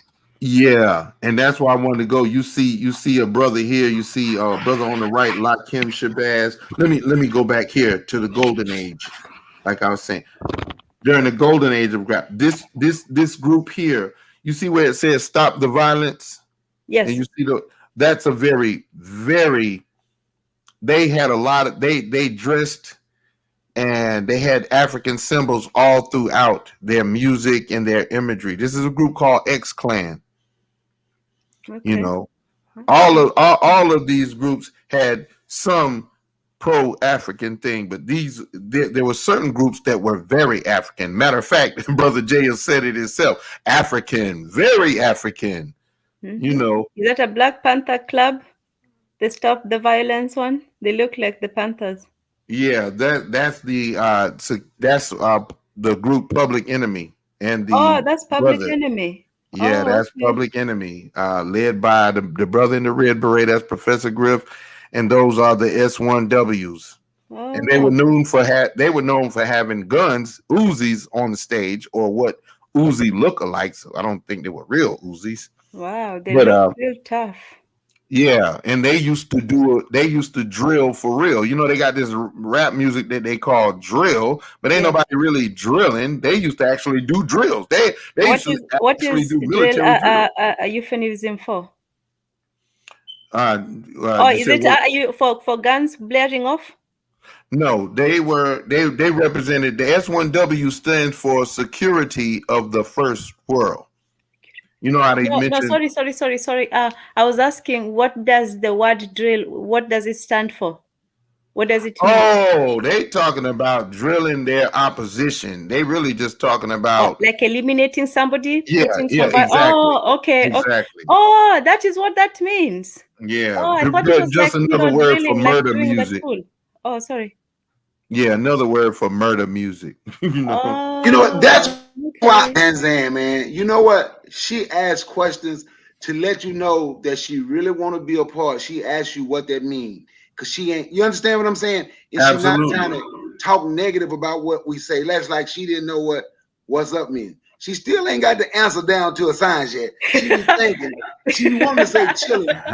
Look how she said. What confuses me with that is because somebody is asking you a question and usually you're supposed to answer with "I am," or if somebody, "How are you doing?" "I am fine." So I can't think of what is up. So I translate it. What's up means what is up. So I think I am chilling, but I'm just supposed to say pause, chilling. I'll get it one of these days. Chilling and drilling are not the same now, and this is all slang. No, I'm just talking about how she asking questions so she can be a part, so she can understand us. She represents the cross-cultural thing. Yes. I mean, she's truly engaged in the cross of the culture. This is what we need to be doing. Exactly. And I'm just letting her know just how African, pro-African we were during this period. You see, you see Arrested Development, right? They're right under, to the right of Arrested Development. You see this sister standing there with her headdress on and the African symbol beside her. You know, that was her album, Queen Latifah. Yes. Oh, okay. And that's her African symbol right there. Okay. She came through the door with this song called Princess of the Posse, and she presented herself as an African queen. This is how she came through the door. This is why she has the name, Queen Latifah. And you know, that's crazy because we knew her first from Living Single before we knew that she was a musician. Right. I knew her first as a musician. I knew her first as a rapper. Even before she even formed this group called the Flavor Unit.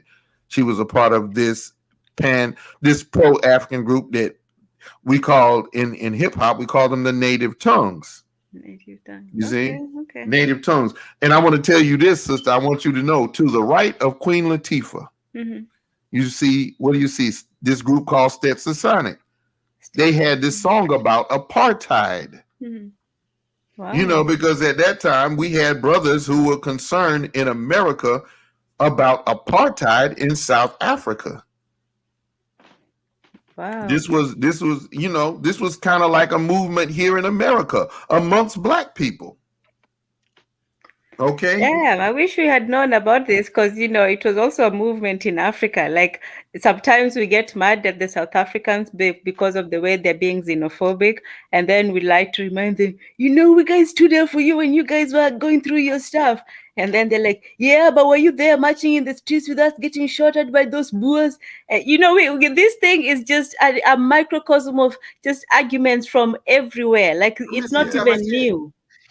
Come here, you got my text. Huh? Oh, let me check it. Check my text. See what came through. I'm fucking with you, but I ain't getting to talk. Oh, sorry.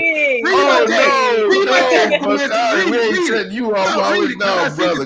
Read it. I sent it to you. You ain't got to read it out loud. Let me. My bad. I say, Commissioner talk too much. He ain't coming on my damn channel. He won't let me talk. Hey, no, man, you know, I like. Hey, Commissioner, but I sent it to you because you know it's a joke, so I sent it to you.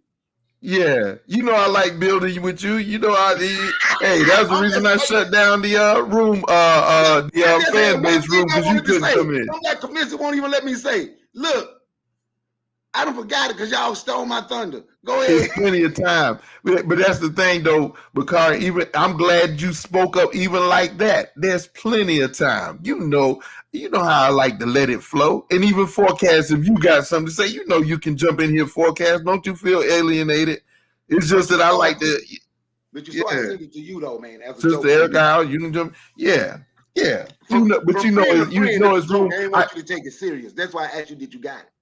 Oh yeah, I see. But look, I got to just talk about this while the skids is hot. While she brought it up and she asked about certain things, I want to let her know this. This group here, Stetsasonic, this is a rap group. I want Sister Tanzan to know this rap group here. I learned the countries of South Africa from their song. This particular song right here. And in it, I done hit something. I done got full screen on this joint. How do I go back to normal? Yeah, I said in the song they say AFR, ICA, Angola, Soweto, Zimbabwe, Tanzania, Zambia, Mozambique, Botswana. So let us speak about the motherland. Speak about the motherland. I learned the countries of South Africa from that song. Commissioner Fox got a hell of a memory. Yes, and I said remember it because that's how this country lady back home said. Commissioner Fox have a hell of a memory. Say that again, Commissioner Fox. And orange. Yeah. Do you know the whole song? Commissioner, do you know the whole song? I know most of it. I used to know, you know. Free South Africa, free South Africa. Hey, look, I ought to even try to bring it up so you can hear it. Because see, hearing it. Can I tell you something? This is something me and Erica Howard were talking about the other day. Mm-hmm. I said, do y'all hear Commission's voice? I say, if y'all just listen when he on there by himself, listen to Commission's voice. I say, Commission should be the go-to channel for Team Black. I say, listen to his voice. No, I'm messing with you when I say much to talk. You know that. But what I'm saying is, your voice, you sound like you're supposed to be on the radio. Your voice will bring people. I say, Commission should. I told Erica this the other day. She'll tell you. Oh, I appreciate that, bro. Commission should be the go-to channel. Everybody can still have their own channels, but when we're ready to do our Pan-African panel, and everybody might not call themselves Pan-African, but Black people coming together, this should be the channel where we come to. Y'all listen to Commission Fox's voice, because I can say it and I can listen to his voice and it sounds like you're listening to 107.9. That's the voice. That's how it come out. That's how it echoes. And you're gonna remember his voice. That's very brotherly. I just want to shows that you're a real brother. See, not every brother can give it up to people like that. That's that you're a real brother, man. I'm not gonna let nobody ever say nothing bad about you. Real talk. Nobody but you, but that's okay. Me and you like that. Yes, sir. And I like building with you. I like when you come on. What's up, brother Ben Uko in the house? Hey Ben, my family gonna have some information next week. We trying to get that for you. We trying to get you some money, bro, so you can expand your business. I want the sister Tanzan. Let me let you hear something. Let me you need to hear this because our foreign policy must be characterized by mutual respect. Our nation at its best feeds the hungry. Our nation at its worst, our nation will have partnership with South Africa. That's a moral disgrace. It's a moral disgrace. It's a moral disgrace. AFRICA, Angola, Soweto, Zimbabwe, Tanzania, Zambia, Mozambique, and Botswana. So let us speak about the motherland.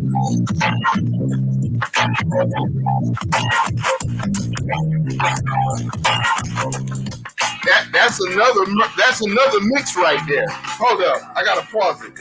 That's another mix of it. You know, because we used to do remixes and stuff. That's a different mix than the one I even heard. Let me go back. But you see that's Africa by Stetsasonic. Hold up, I want you to hear the one that I heard though. The one that were they from New York too? Were they from New York too? Mm-hmm. Yeah, Daddy O, Stetsasonic, the producer Prince Paul. He used to produce De La Soul and them. Yeah. Hey, you heard that new De La Soul? I don't know if it's you a couple of years ago. Oh my God, I heard it in the barbershop the other day. Man, you talking about them beats and some positive shit that they bringing? Oh my goodness. Oh yeah, they were part of the native tongues. This is what I was. Tanzan, we talking about the native tongues. You got Paris. You got Paris. Oh, absolutely. Check this out. Hold up. Homeowners for a limited time. You can. I can't stand YouTube. They got damn commercials and shit. It pissed me off. Here we go. It's an urgent and it's a serious emergency. They should call red alert over here. I wish you could see the video to this.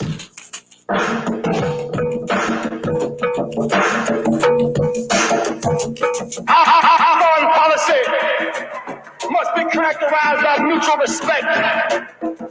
Our nation at its best feeds the hungry. Our nation at its worst, our nation will have partnership with South Africa. Free. That's a moral disgrace. It's a moral disgrace.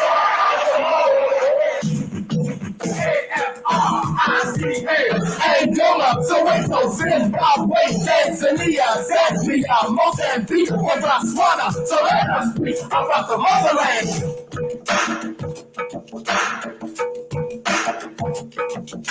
I know this girl whose name is Lola. She lives in a country called Angola. Her president's name is Dos Santos, and a man named Supreme created him too close. She said, hey brother, my country's in a war here. Fighting rebels, black by Pretoria. Upon hearing it, I was pretty upset. You know what? I went and told the state, and the state said, yo, is this last thing for Lana? No, well, my cousin lives in Botswana. Are they in war too? It's a hill on the shoe. My man, they know a punk on like I know you. The president is Missouri, capital to Cameroon. To the cry for freedom is a universal goal. Are you with it? I'm in beyond a shadow of doubt, so let's spell it on. Spell it on. Spell it on out. A-F-R-I-C-A. Angola, Soweto, Zimbabwe, Tanzania, Zambia, Mozambique, and Botswana. So let us speak about the motherland. Speak about the motherland. About the motherland. About the motherland. About the motherland.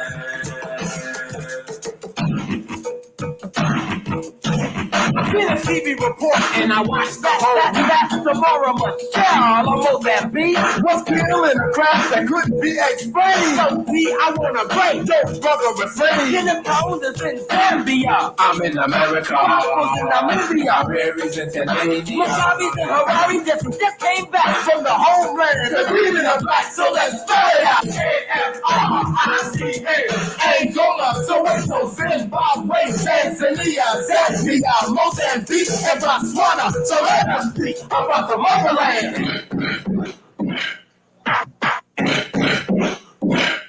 About the motherland, about the motherland, about the motherland.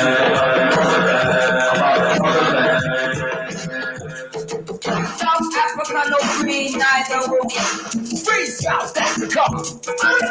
Free South Africa. Free South Africa. Free South Africa. South Africa, no free, neither are we. Those are our brothers and sisters across the sea. I'm speaking from the state, and we make a plea to fight apartheid. Everybody, to fight against the wicked and help Mugabe. To fight apartheid and assist Nyeri. Support the MK and the ANC. We want to see Nelson and Winnie free. You don't know, you need to study. And when you do, we're sure you'll agree. They need help, but so do we.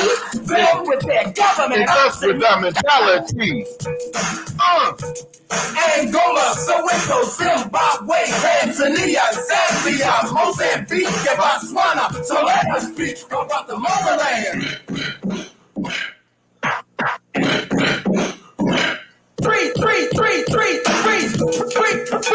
Free South Africa. A-F-R-I-C-A. Angola, Soweto, Zimbabwe, Tanzania, Zambia, Mozambique, and Botswana. So let us speak about the motherland. Free.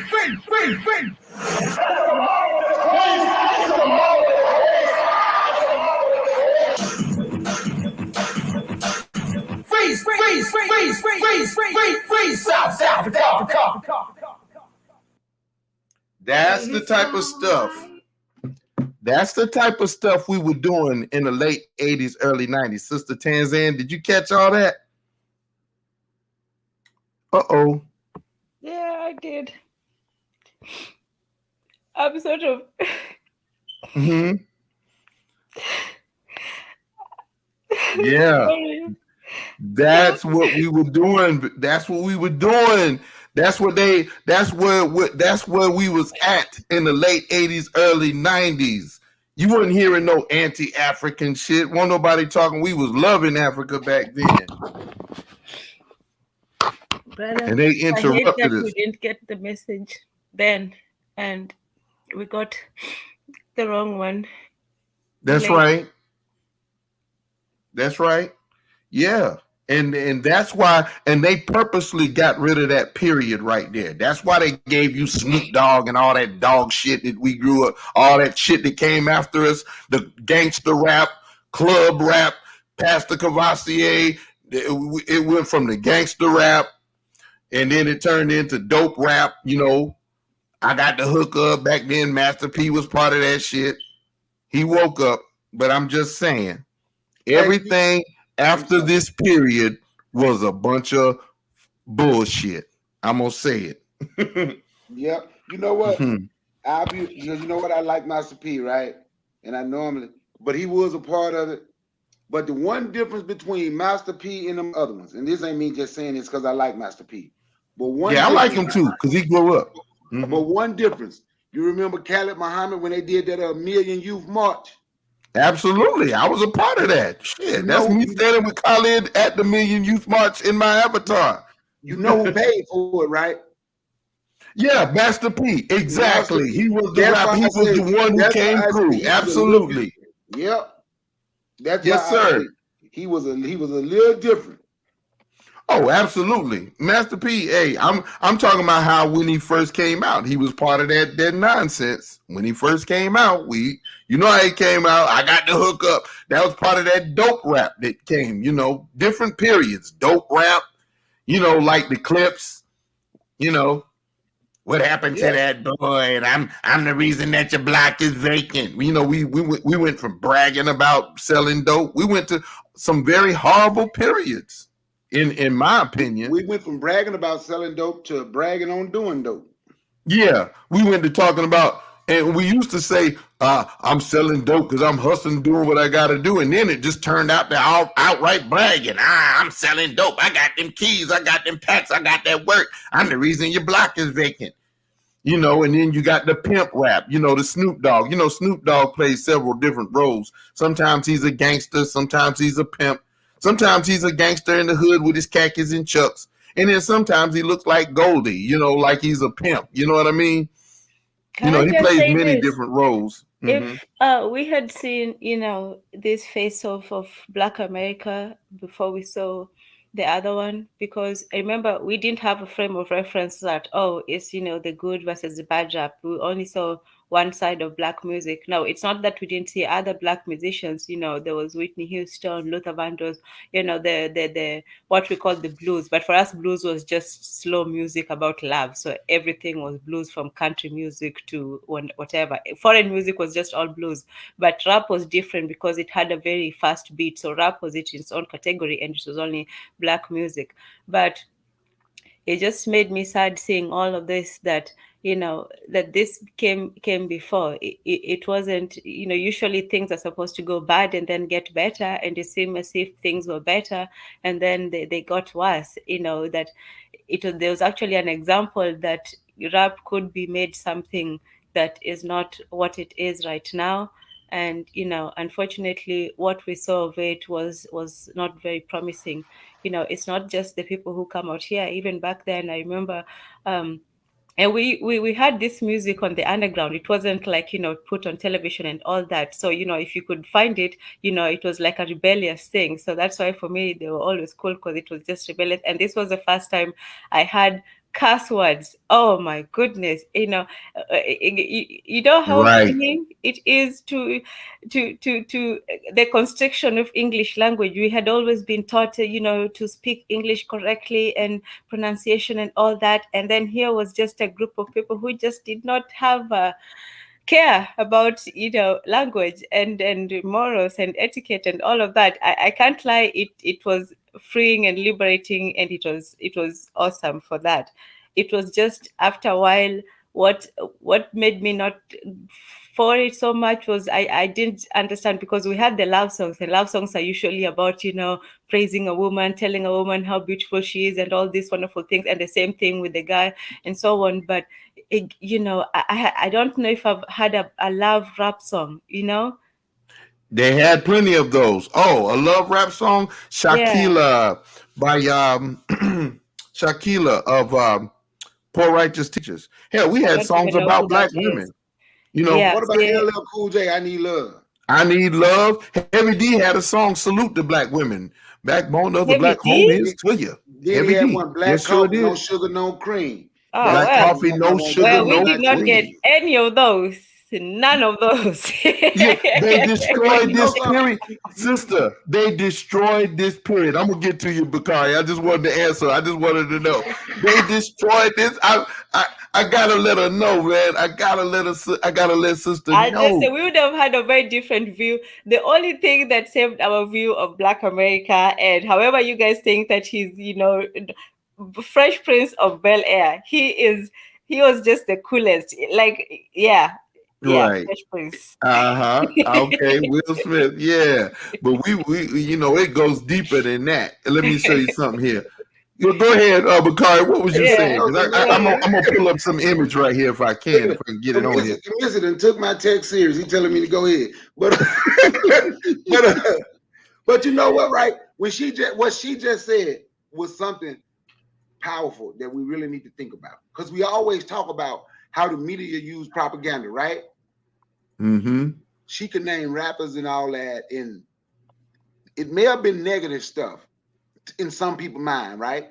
But to her, she just said they saw it as liberating, listening to Tupac and listening to people who didn't care, like me, say, speak how we gonna speak, right? Yeah. You know how we could have turned their propaganda against them by when our people come here, we greet them, or when we go there, they're greeting us, but instead we fell into the trap of the propaganda. Let's just talk in 2020, in the 21st century anyway, this in the last 5 years anyway. Let's just talk negative about any black person from somewhere else. Because if they seeing that and they come in here and they want to relate to us, we could have used everything they did to make us look bad with their power, because they got a powerful media here, right? We could have used all that shit as a way to connect, bro. Of course. That's why they've been. We use it to do like they do. Now I'm done. Go ahead, because I'm still listening to y'all. I just had to say that when she said that. That's why they bent over. That's why they purposely don't. People are try to say it's a conspiracy theory. Look, I'm showing to you. I watched it. I watched it right in front of my face. They purposely got rid of this period. They purposely got rid of that rap. The rap that I just played to you. They purposely stopped playing it. There's a video to go with this rap too. It'll move you too if you see the video to that music I just showed you. I'm gonna send you the video. I'm telling you, if you hit up my email, I'll send you the video to that. Yes, and that'll I take promise it even deeper. On air live today, I will send the email, and if I don't, shame upon myself and my family. I know that's right. You got to send it because I want you to see the video, because it's gonna hit home. There was a show. The whole world saw this at one time. This brief explosive period that I call the golden age of rap. There was a TV show where you could see these type of videos, the imagery and everything that we were putting out at that time. There were video shows. One in particular that the world saw was Yo MTV Raps. Sure, y'all remember that. Yo MTV Raps. Who's old enough in here to remember Yo MTV Raps? I know you remember it. And Rap City with the mail when it first came out, the mail. Right. Yo MTV Raps was the most popular one because it was MTV. You know what I'm saying? Let me see if I can get this image up in here. Let me see if I can do it. Bear with me for a second. I want to show you something. I want to, because it's good that I got to play that clip, because see, I can talk about it, but you hearing it, that drives it all the way home. You know what I'm saying? Mm-hmm. Yeah, I wanted you to hear it, because I'm not just talking. This was that period in rap. They did this for a reason. See, a lot of people, even today, we not being honest with ourselves. We not realizing that they did that. They got rid of this on purpose. How like I said in one of my broadcasts, how do you go from this? Look at all these images right here. You don't see nobody with a gun. Ain't nobody threatening nobody. Ain't nobody mean mugging the camera. Ain't nobody looking hostile at nobody. How do you go from that to that? Oh, damn, I just had it, but how do you go from that to that? You see these images? People putting a gun to their own damn head. Damn. I mean, isn't it obvious? I'm bringing it front and center. Look at it for what it is. So you have to understand, sister, that is not by accident. This was done purposely. Don't let nobody there's a lot of people that are trying to say that's this conspiracy theory. No. And you want to know that where it started off, where the album that really set this period off. And let me do something here, Ray. Let me go ahead because I gotta make this. Come here, let me play something. Hey, let me play something right quick. It ain't gonna take long. It ain't. Okay, wait. Just before you play it, I just want to show this. I want to show this. All right. I'm showing her these images, right? These are images from the golden age of rap. Here you have Kumo D, African Pride. Here you have Isis, The Black Watch. Vanglorious Law, that album by Queen Mother Rage. All of these things you need to hear, sister. Lakim Shabazz. We were pro-black. We were pro-African.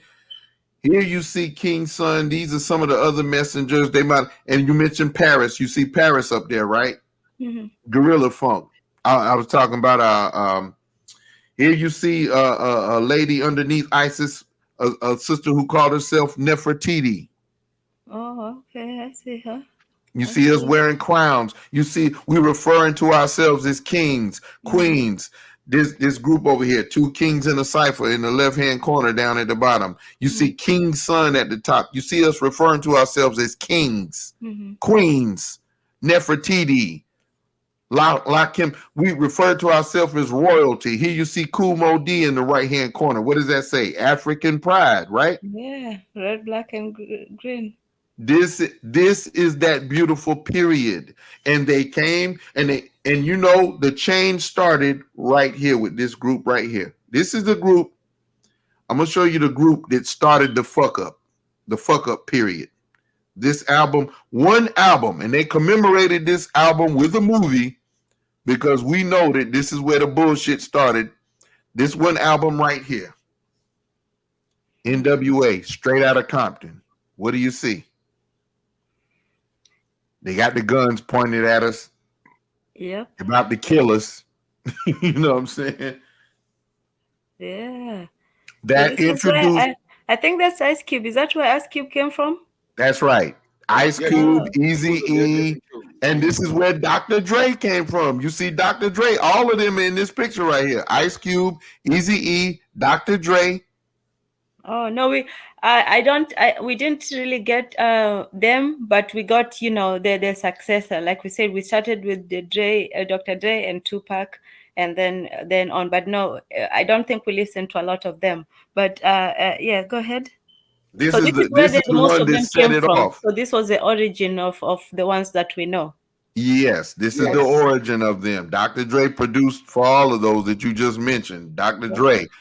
He's the producer, but this is the album and this is the group. Is Tupac in here too? No, he's not. Oh, okay. This is a little bit before. This set the stage for Tupac and all of the others. Okay. No. Okay. Sorry. You remember Continue. Tupac with Digital Underground when he first came out, first appearance? I seen him anyway in that damn video in his African garb with his aunt Kane. Remember that shit? Yes, yes, sir. Tupac. When he first came out. Yeah. Tupac remembers the golden age of rap because he's from that era. Tupac, let me let you know something. Let me let you know something, Queen. Tupac is from this era. Tupac is from this era. Okay. Oh, okay. He just wasn't rapping or he wasn't known back then. You see? This is Tupac grew up on this. Tupac grew up on this. But he always confused me. Sometimes he would just be singing about just crazy things, and then on the next one he thinks about some, things that makes you think, and so on. That's who he is at heart. But you see, this album here was so popular and so what's the word? It had such phenomenal success. The phenomenal success of this album, but it had to offset the phenomenal success of this album. I got to give you another image. Man, if I'd have known I was going to be talking about this, I would be showing you something. History now. Yes, absolutely. This is musicology like Prince was talking about. But I wanted to show you the image of it I don't have time to. I'm gonna put it up. I'm gonna put up this image. But there was another album. There were two albums out at the same time, and they had this NWA album to take the place or to go against. See, oh God, because Ice Cube, you have to understand, Ice Cube is also from that golden age era too. Ice Cube wanted to do conscious rap. Ice Cube left this group called NWA to get with Public Enemy. The producers of Public Enemy produced Ice Cube's first solo album. Are you aware of that, sister? No. I wasn't aware of that. So you could have said brother too. Oh, you didn't know that? Oh man, I got to give y'all. I got to give y'all the music history then. Ice Cube left NWA to get with Public Enemy's producers, the Bomb Squad. And that's who produced Ice Cube's first album. That's why it was so banging. You know, America's Most Wanted. But the producers of Public Enemy, Bomb Squad, Ice Cube left NWA to get with the Bomb Squad because he wanted to talk about more than just senseless killing. He wanted to give social commentary because Ice Cube is the writer of the most popular song on this album and the most relevant song on this album. Ice Cube is the author of it. He wrote the rhyme for all of them. Fuck the police. Damn it. See, sometimes, sorry to go on a rant, but sometimes we do choose our own misery. Because if we didn't know, like sometimes I get mad at, our recent ancestors, not the revered ones, but the recent ones who, when they came in, the foreigners came in and then they just gave everything away that easily, including their religion and their beliefs. But we know better now and we're still doing it. I don't get it. Like, if they didn't know that rap could be capable of these great heights, then they would have just said, okay, well, then, it's trash and that's what it is. But what annoys me is that it started out great and then it deteriorated. If it was the other way around, it would have made more sense. But they knew and they still just refuse. Sorry. That's right. No, and what they're doing, they're all selling out. You can make millions bragging on killing black folks and selling right. They're messing up. But look, hey, let me just play. It ain't long, man. It's just a few seconds. Yeah. I just want you to go ahead. This is something from today. This is today right here. Let me see. Mm-hmm. This somebody today.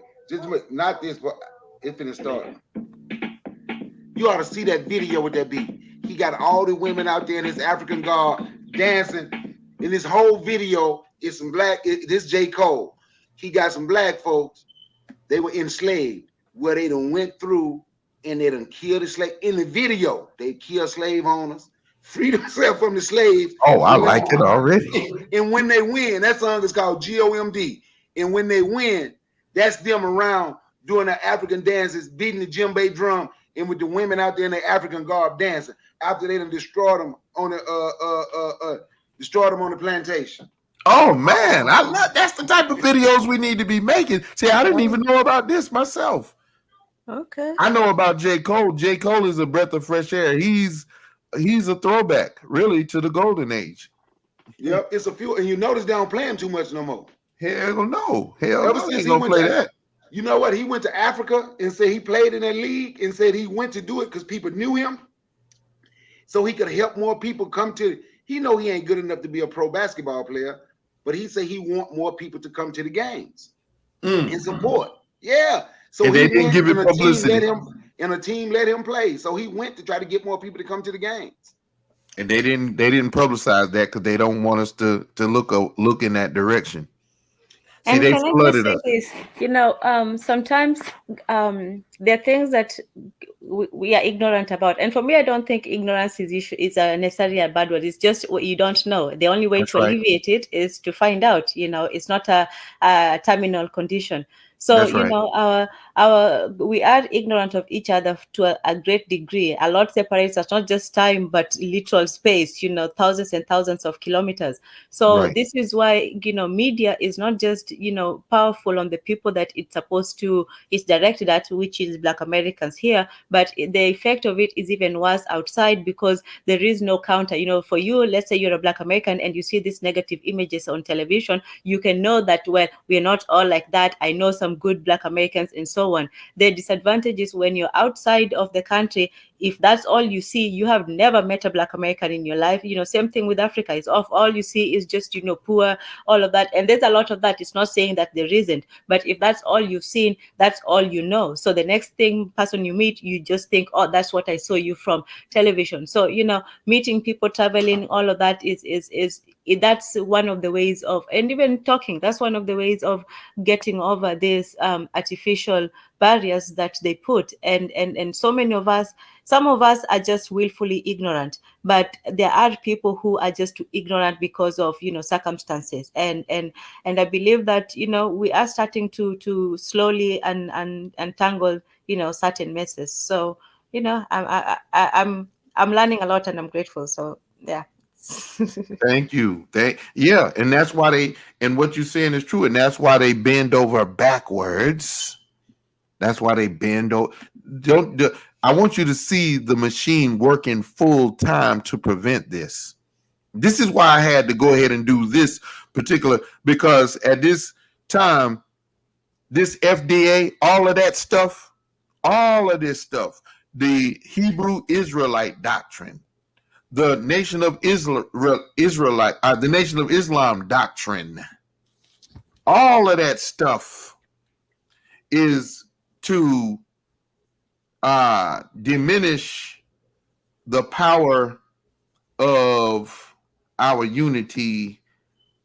And y'all, I'm trying to grab images as quick as I can. They're trying to roll back what was done. When you see the golden age of rap here, this was Marcus Garvey. This was the return of Garveyism. Marcus Garvey. Sister, do you know who Marcus Garvey is? If you don't, there's nothing wrong with that. No. Plenty. If I was here at this stage and I didn't know who Garvey was, I should be well ashamed of myself. That's right. What am I talking about? Amos Wilson. Of course, but who somehow Marcus Garvey he just is. slipped past me. You're I'm right. not saying I'm How an long you expert, been? but you can't avoid the great honorable Marcus Messiah Garvey. How long you Yeah, been in you Tanzania? better know who he is. How long you been in America, Tanzania? Sorry? How long you been in America? 20 years. Oh, 20 years, okay. Good. So you came here and just start dealing with your people and learning Yeah, about it took it. me That's real good. That is I have a Awesome. lot of African friends like that, but they may like Cameroon, Nigeria, Ghana. Now it's some man. I know this one dude. They won't even teach their kids how to speak their own native tongue from Africa. They can only speak English. They'll never go back to Africa. I said, man, you ain't the type of brother I want to deal with. that self-hate is real You won't on ever both take sides. your kids back to. You won't ever take your kids to Nigeria. What kind of sense that make? Right. They want to do away. They want to. So it's an active. So all of this pimp, hoes, hustler, Cardi B, all of this shit is weaponized. This is weaponized music, weaponized images. They weaponized it. They had to destroy this short explosive period right here. When they want you to think of rap, they want you to think of Snoop Dogg, Dr. Dre, and even Outkast, Playalistic. They want you to think of players, hustlers, pimps, thugs, hoes, bitches, niggas. This was done. That's our whole culture, that we don't do nothing else. They want you to think that's all we do. Exactly. And they want you to forget about this period right here. They want you to forget about it. That's why you hear people talking about who's the GOAT, who's the GOAT. And certain names gonna come up, the GOAT, the greatest of all time, and stuff like that. Who you think the best is? And somebody like Jay-Z gonna come up. Jay-Z, Jay-Z, this egomaniac. I just got it that it's an acronym, but that's a pretty stupid thing to call somebody, even if it's a GOAT. I'm the GOAT. Like, you sound so stupid saying that, even though I know it's supposed to be. It sounds for a good thing, but it sounds very silly at the same time. No, but it is. It is silly. It's just something that they use once again to hurry up and They want you to forget about this period right here. When they say, who's the greatest? Who's your favorite? People gonna be like Jay-Z and so. They're gonna name people. They're gonna say, what's your favorite album? Dr. Dre. They're gonna keep those names out there, and they want you to forget. They want you to forget about this period right here. They want you to forget about Chuck D, the rhyme animal. They want you to forget about Brother J of X Clan. They want you to forget about Wise Intelligent of Poor Righteous Teachers. These are the dopest lyrics of all time, in my opinion. Names like Jay-Z and all that shit. Jay-Z, that nigga don't make my top 100. But you know something else they did, bro? You know something else they did? Yeah. People don't even understand. Me and you was talking about this the other day. Me and you were, right? That East Coast, West Coast beef, they created that a long time ago. They used to tell New Yorkers, if they ain't from New York, they can't come in, right? So people from New York hear that arrogance. If you're not from New York, you can't come in. So they only wanted to show people from New York. So then you got the Jew. You don't mind if I say that on your channel, right? I know you don't. You know I don't care. Please. You can call them some other names. So then they got the kike, Jerry Heller, to say, the shyster, Jerry Heller, the Swartzer, Jerry Heller, to say, go get NWA. And then when he spoke, NWA, well, you know, those people from New York wearing those big gold dookie chains and baggy pants just wasn't cool. But just hear these guys in the way they're saying the N-word and so on and so forth, they're being real street. So we had to put the people from the West Coast out front. They created that way before. If you've been into this music and you start looking at it, you way more into it than me. So I know you know what I'm talking about. Yes. They created the East Coast, West Coast beef way before there was a Biggie, before anybody knew who Biggie and Tupac were. You can hear that in MC Hammer's video when his first video. Remember, turn this mother out. Remember that one? Yep. Remember the video for that? He would say in the song, I keep hearing what you're saying. You ain't from New York. I ain't playing them. You know, that was the thing at the time. You know, you remember that? And you remember the part of the video where the boy said, Hammer, you ain't hitting in New York, Hammer. What you gonna do about that, Hammer? Yep. Yep. I know exactly what you're talking. We allowed them to come in and play us against one another in everything we do. They create, like I said, way before you ever heard of a Biggie and Tupac, they had already created the East Coast, West Coast beef. Then you got, you remember Joe Clair used to be on Rap City?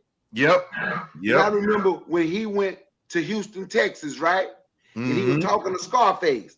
He was like, well, you know, I don't hear no New York music here. Scarface said, well, when you go to New York, do you hear any music from Texas? And he was like, no. He said, well, we ain't gonna play them. Even with Joe Clair asking that question, the way that he asked it, like, I'm supposed to hear New York, even though I'm in Texas, and they ain't got to play y'all in New York. Even that is creating confusion. You understand what I'm saying? Yes. It's making you go against one another.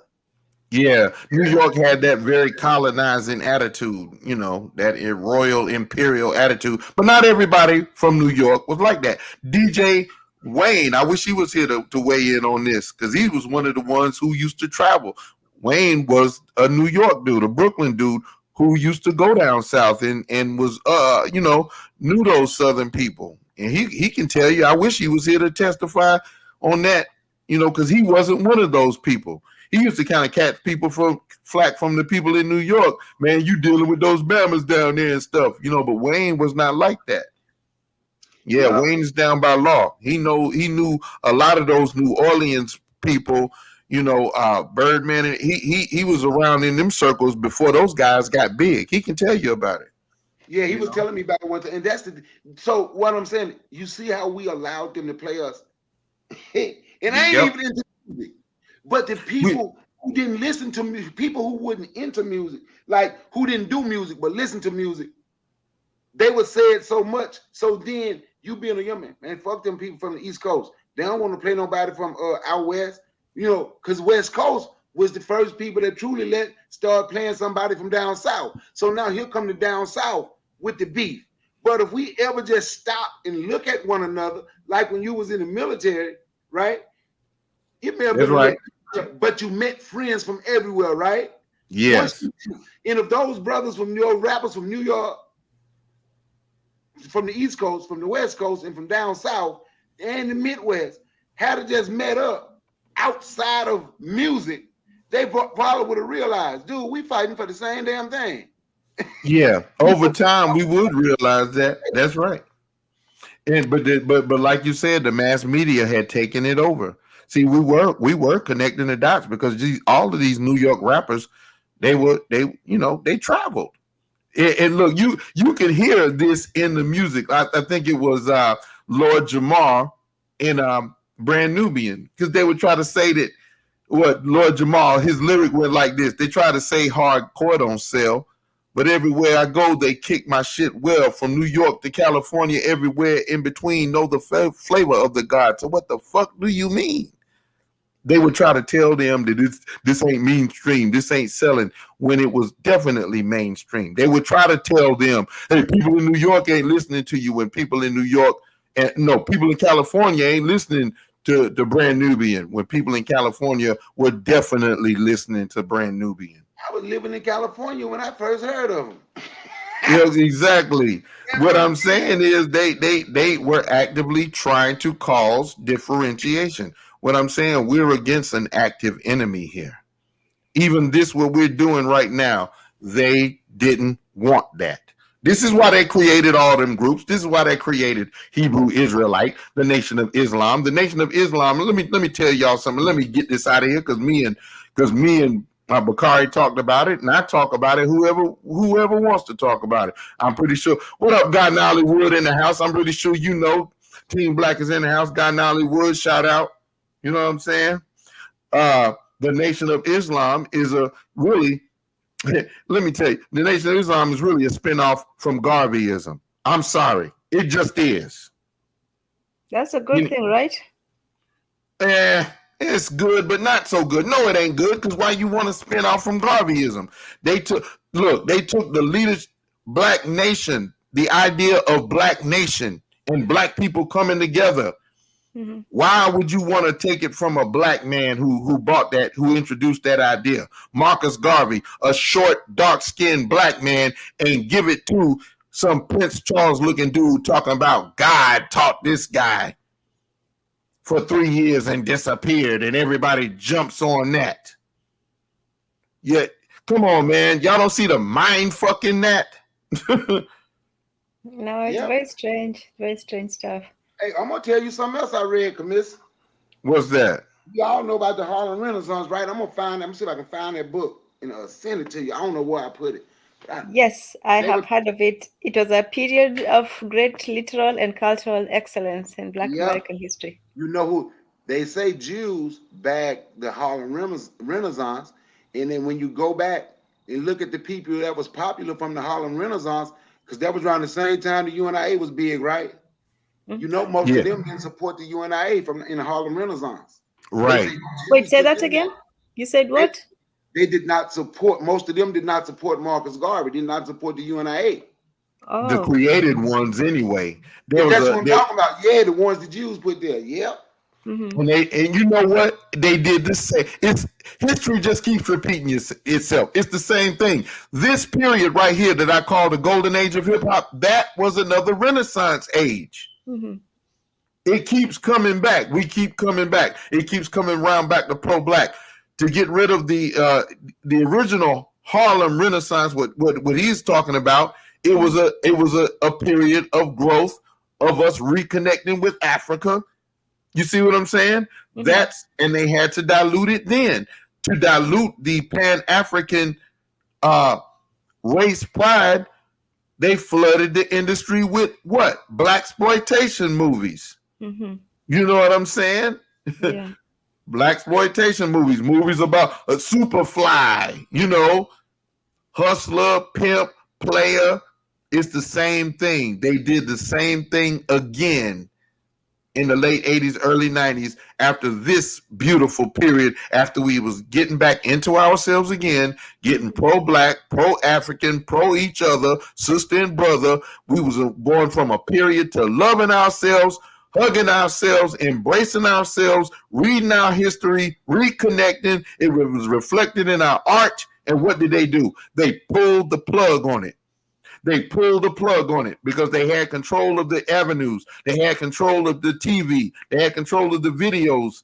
So what did they do? They stopped cold turkey. After NWA, they stopped showing the videos of X-Clan, Brand Nubian, KRS-One.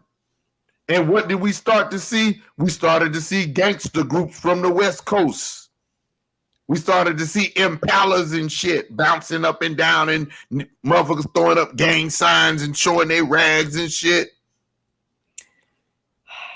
This is what they did to infiltrate it, to get rid of it. See, and you see, sister, I'm sure telling you, see, I watched the whole thing.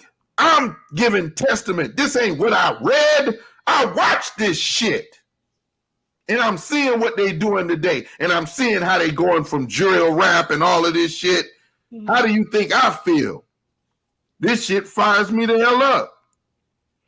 And I look, and I know that it's covert, that it's CIA behind all of it as far as I'm concerned, behind all these different groups that came after Marcus Garvey. All this ridiculous damn folklore.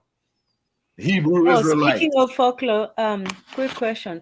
One thing I've heard about, the justification for sort of the brutality of the music of rap music is that that they are just showing the reality of what is versus what they call the idealism of the kumbaya, we are all one. Yeah, that's what they call it. That all of that. This is just realness. Like dude said, I just want to be real. I want to be real. That was some bullshit too. Because look, all of it is real. All right. The white man ain't gonna show you the worst of himself. He gonna show you the best of himself. You know what I'm saying? So you don't think that's valid? Huh? No, it's not valid. That's just an excuse so you won't come out of this shit. Say it again. What? I'm sorry. What? Shit, I hate when I start. Yeah, the idea that they showing you what's real. That was the whole realism. They showing you what's real, what's really on the streets, how the streets really is, as opposed to idealism. And this is my thing, right? KRS-One lived on the streets, but he didn't rap about it like that. Go ahead, yeah. This is my thing. Let's say that's real, but we had other real stuff going on too. Thank you. And I'm gonna tell, for the record, don't care what's going on, even in your household. Lots of time when you have kids, if one getting in trouble, the one that gets in trouble get more attention than the ones that getting straight A's, because you're trying to make sure they're. So for the record, it's more of us out here not doing that bullshit they talking about. Thank you. Then it's way more of us not doing that. Thank you. So, and the point that I'm making with that, right? If they gonna if you gonna play that, we got to make sure we play way more positive stuff. If we gonna listen to that, because if I sit here and tell you I didn't listen to Snoop Dogg, I would be lying. So I ain't gonna tell that lie. I did listen to it. I listened to it too. NWA, I listened to all of it. But I also listened to the positive. Absolutely. Kuma, I never ever ran from the Ku Klux Klan, so I shouldn't have to run from a black man. Yes. I listened to that too. We had both sides, but we allowed them to tell us just one side. So now when you listen to the rappers from New York, now the ones that know, they don't even rap nothing. The East Coast rappers, to make money, they ain't even rapping nothing positive no more. You're right. Tupac represented that cross between what's going on, reality, and the other side. He was like kind of like that guy in the middle. And Will Smith too. You know he was a rapper. Absolutely. Will Smith was one of my favorites. I might sound weak saying that. Yeah, I used to like Will Smith. Oh no, there's nothing wrong with that. Hey, look, Will Smith. Parents just don't understand was nice. Yeah, I liked him when he was with with Jazzy Jeff. Jazzy Jeff Jeff, and the Jazzy Fresh Jeff. Prince. Yeah, when they were Yeah. Jazzy Jeff and the Fresh Prince. Jazz Absolutely, Jeff on the absolutely. Yes. Mustang. And Brother Bakari, what you say about balance or positivity, there's always the other side. That's why it is important to see both sides, because as much as we saw, Snoop Dogg and all these people, we also saw Will Smith. And the funny thing is when I came here, Black Americans used to sort of laugh at me with Will Smith, like they would call him like he's corny, he's this or he's square and all that. Whereas for us, he was just like the coolest ever. But in any case, for us, with that kind of rap, we saw not that it was like, pro whatever, but it was just nice, it was cool, summertime and all these things. So it was like a pleasant side to rap music. And also that, somebody who was, cool, good, could also be cool, because sometimes you just see, the bad people, they're always portrayed as the cool people, and then the person who's good, like Carlton, he's like the uncool person. But the Fresh Prince was like, he could still be cool, but he's still good. Whereas somebody like Snoop and Dr. Dre, they were just bad, but they're also cool. So we did see some aspects of positivity when it came, but it was mostly the positive stuff was in the in TV shows, not so much movies, but in TV shows. We saw Living Single, we saw Martin too, but that was the first time we ever saw. When we finally figured out that Shanene, like at the very, very end, we were finally figured out that Shanene was actually Martin, and it was like, anyway, that was very jarring. So, Martin. Yeah, they were overemphasizing the bad stuff. And yeah, And they Mr. always go. Cooper, Mr. Cooper was cool too. Yeah, yeah. See, those are just. Mhm. Forecast kind of young, but he know that song "Summertime," leaning to the side, but you can't speed through 2 miles an Right. hour. So everybody, Let me tell you why they wanted to make that be corny. Let me tell you something, and these are the facts behind it. These are the things that people are going to call conspiracy theory, but these are facts. Okay. Look, the corporations started building the private prison industry. You understand? And so the music of Jazzy Jeff and the Fresh Prince and Will Smith singing about summertime and rapping about summertime and all of these great groovy things, those things were not going to put bodies in those prisons. Oh. If you build a private prison industry, you're going to need what? Prisoners. You need bodies. To produce bodies. And this is something that Crazy Bone of Bones Thugs and Harmony, he used to talk about this in the video that he did. He was talking about, he read this letter from somebody who said they were at a meeting like that. One of the people who were at that meeting, they white people decide the fate of the world over, they do it casually. Just like the Economic Forum is deciding the fate of the world. Whoever decided to put out this scamdemic, they decided this. They sat down and met together and decided to run these plays. Y'all do know that, right? Yes. Well, they did the same thing. What do you think they did with rap music? What do you think they did when they saw us,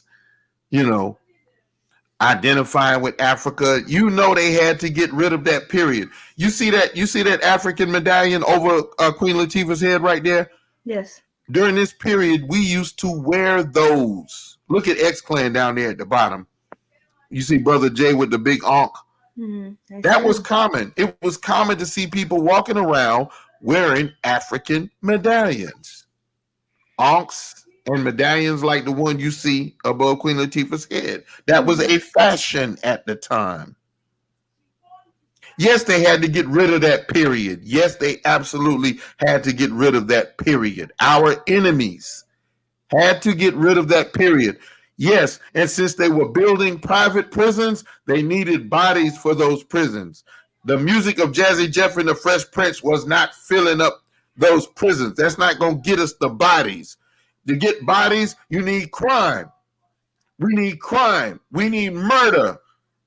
We need thug shit. We need some nigga shit.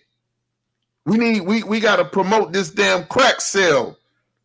We gotta break this unity down with the sale of crack. We need some music to go along with this crack cocaine bomb that they dropped on the black community. So they got the soundtrack for it. So NWA showed them, hey, here's the soundtrack for that shit. You know what I'm saying? Mm-hmm. So that's why they did the thing. Let me make this small so I can do it. Yeah. That's why they dropped the bomb and changed the imagery altogether and gave us, instead of that. Did the people realize what was happening, or do you think it was a very, slow and noticeable thing? It would, some did, but not enough. The majority is going to follow the television. The majority don't realize shit. They don't know they ass from a hole in the ground. The majority. It's shit being ran on us right now that the majority ain't aware of. The masses are just like a bunch of dumbasses. This is why I bang so hard against the television. Mm-hmm. This is why I bang so hard against the television, because if we go where they're leading us, they're going to lead us in the next form of bullshit. Matter of fact, it's the masses that let me show you. That's a good question, man.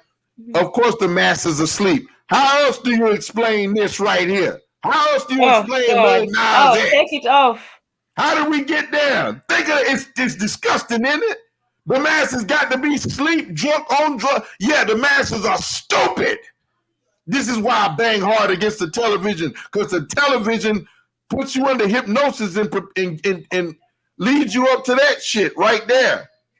There are other disgusting images I could show too. I could show Pharrell in a damn some old fruity looking shit.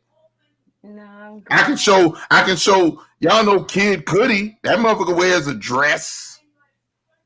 Not to be, biased or anything, but the reason, some of the reason why I stopped listening, the last I think black musician I stopped listening to was Genuine. He had this song that was so cool. We used to listen to it, My Pony, and then he did a song that we later find out that was actually originally by Prince. It was called When Doves Cry. Yeah. Mm-hmm. So when I heard it, it was back there and it was genuine. But when I came here, the people told me that it was actually by Prince. In any case, so imagine me finding out that he wasn't singing that song for the ladies. Oh man, it's called A Songwriter's Secret. Mm-hmm.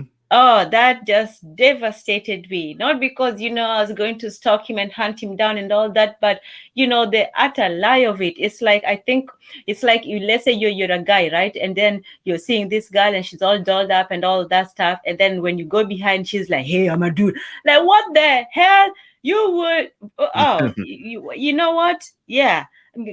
After that was just like, no, anybody who comes up sing, even if I just don't want to deal with it. So I don't know why. Yeah, that's the thing.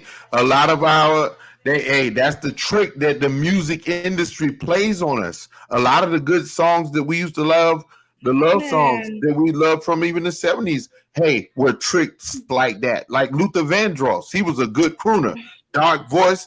Had a nice deep voice, sounded like a manly man, right? The ladies love Luther Vandross. No, it saddens me so much. Like, oh, why? Yeah, but he was a switch hitter, baby. So that's how they do. Me, I just want to be sad and let it go. Like, oh, I can give up, what's his name, because it was only 1 or 2 songs. But Luther Vandross will.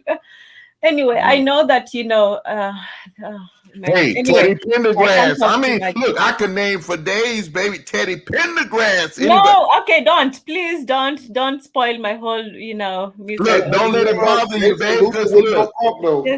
Just.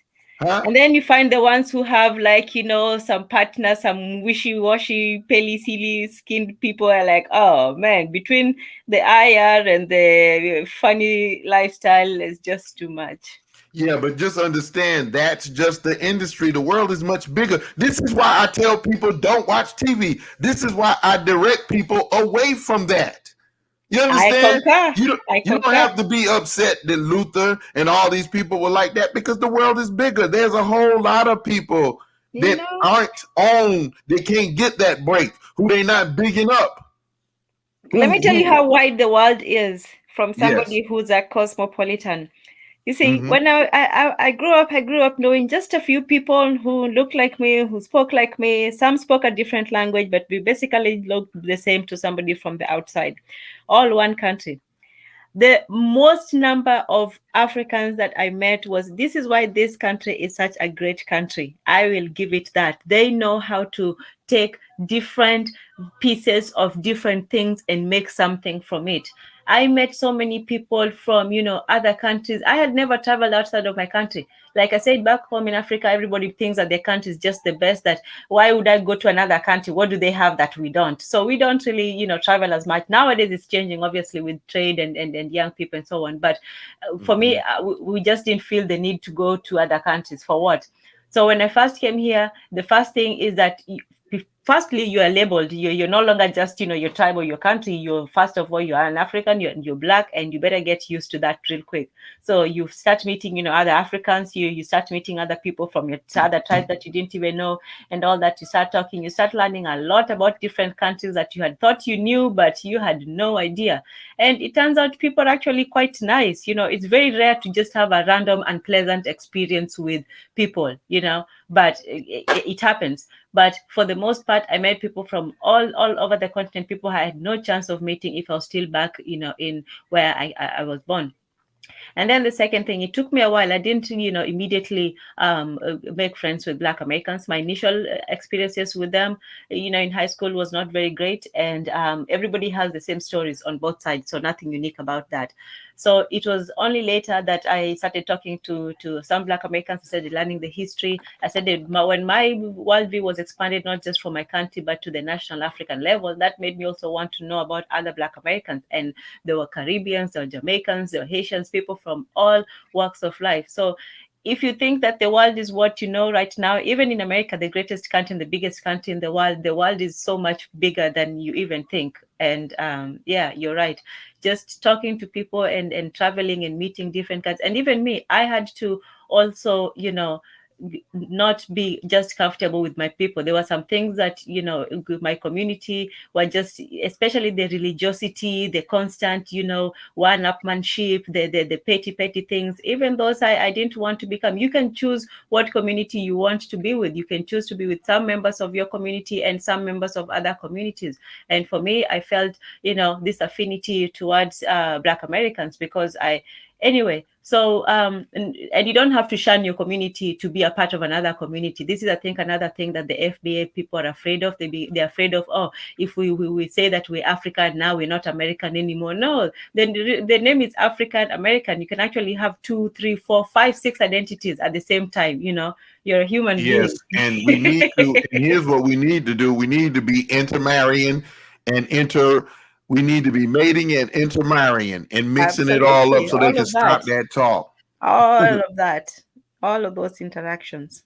Because all of them FBA and all them people, they don't mind mixing up with white. See, this country is pregnant with the possibility of being a great nation. But because of the separation agenda, because the people want to keep people separated and they don't want nothing of any good to take hold. You see what I'm saying? WK2FM, this idea I got is an attempt to return to the golden age of rap, because quiet as it's kept, there are still rappers today who are rapping like that as well. You know what I'm saying? They're just underground. They're just not promoted. Some of them you see on the cover here. You see Cyrock. You may have never heard of Cyrock. You probably never heard of. I am also grateful. A Black American brother introduced me to her a few years ago. So yes, I have heard of her. She's a very good musician. She has very good lyrics. Sometimes people think that something which is good is supposed to be lame, and then sometimes I'm also guilty of that. Like, these truth tellers are going to be, lecturing and beating you over the head with messages. Don't Message, you know? Yeah, preach it. But don't you know that that's part of the game? That's part of the way they keep stuff moving nowhere. This is coming from the opposition. They're going to tell you that consciousness is corny. That's what they want to say. Consciousness is corny. Anybody talking about any knowledge, but that ain't what we were saying back then. Right. That ain't X-Clan and Poor Righteous Teachers. That wasn't conscious and corny. That's when consciousness was cool. Mm-hmm. But these people they want to steer you away from it. Don't you understand that this is a war? This is it's a mental war. It's psychological. It's a war for the minds. Look, and of Black course, Americans have, that Midas touch, that cool touch. Anything they do, they'll make it cool. They make wearing a suit cool. When you see, the Malcolm X and the Martin Luther, they make that stuff cool. And then they make wearing a suit with flared edges cool. And then they make having a big old afro cool. And then they make having jerry curls cool. So whatever they want to make cool, they can make cool. And now they're trying to make, and since they know that, they're trying to make this bullshit cool. Why did you? No, because I want you got to no, because they're trying to make that bullshit cool. You're just visually assaulting us with those things. But you do see my point though, right? I do. I'm trying to show you the aspects of this war because you're calling it out. I'm just got to finish. It's ugly. I want you to see that. I want you to be repulsed. I want you to fight against it. I want you to understand the agenda. That is part of the agenda. They know that we make everything cool. That's why they're trying to pointing a finger gun at your own damn head. They're trying to make that cool. They're trying to make killing a nigga be cool. And they've done it. That's what drill music is. They done made killing motherfuckers be cool. Shit. Pulling out a gun and shooting up the place. And just like you said, these people drop pointing guns at their head, drop them motherfuckers off in the middle of a jungle with some lions and some bears. These bitches will be crying. Crying for their mama. Yeah, it's all an illusion. It's all a game. And the joke is on us. The joke is on us. This is why I tell people to get away from the TV, get away from the mass media, so that if we pulled away from the TV, they wouldn't be able to control the current. They wouldn't be able to control the images we see. They wouldn't be able to kill our movements. Yes. If we would stop paying attention to their fucking propaganda. I could not agree with you more. I mean, for me, I just stopped watching all of that, even, current events, all of that. It's not that, and that's the thing. Ignorance is also, you can choose what you want to be ignorant about. Selective ignorant. You can actually choose, I want to be ignorant about all these new television shows. If somebody asks me about, did you watch Game of Thrones? I can say I survived years of people around me telling me how much I should watch it and all of that stuff. I'm like, no. Firstly, I know what it is about. You can watch a 20-minute analysis of any show and you know what it is about and whether you need to watch it or not. And you can speak very intelligently about something you've never even watched. So it's not that I'm completely ignorant, but I'm not going to pay 8 hours or whatever of my time sitting down watching a bunch of people doing nasty stuff to each other. And then the other one that they wanted, The Wire. I know it's I see black faces, but once I knew that one of those guy was a funny guy, I'm like, this is the same thing that they're going to do. If there's a character that looks like you, is going to be some weird ass. Anyway, did y'all hear that? She don't watch TV, y'all. She don't watch TV. She don't watch the bullshit. See, because they got Americans thinking they can't live without that bullshit. You know what I'm saying? I've been off TV for about 3 decades now. Oh shit, I've been on TV for mad years. I stopped looking at the bullshit a long time ago. And you're right. I'm Game of Thrones, all that bullshit. I don't watch none of it. And I don't know half these fucking artists either. I You don't know, know either, and I'm proudly ignorant of the things that I don't know. Some of the things that I don't know, I'm proudly. I didn't need to see that picture. I could have been happily ignorant all my life, having not seen a picture that you just showed. I could I have want you been. to. I want you to know what we're up against. I want you to know what they're trying to push on I know, I everybody. know, I know. I'm not saying Yeah. a bad way. I know, why you did it. You're Hmm. not trying to promote it, just so that we know. Yeah, But it's absolutely disgusting. And it shows you how out to lunch your peers are. This shows you how people are asleep. This shows you how the masses of asses are stupid and on some bullshit because they can't pull their ass, they can't pull their head from in front of that one-eyed monster, a damn electronic box being programmed by their open enemy. You know, they yeah, can't stop watching the bullshit. They yeah. can't. You know, or they can, but they won't, and it's not enough people banging on the television.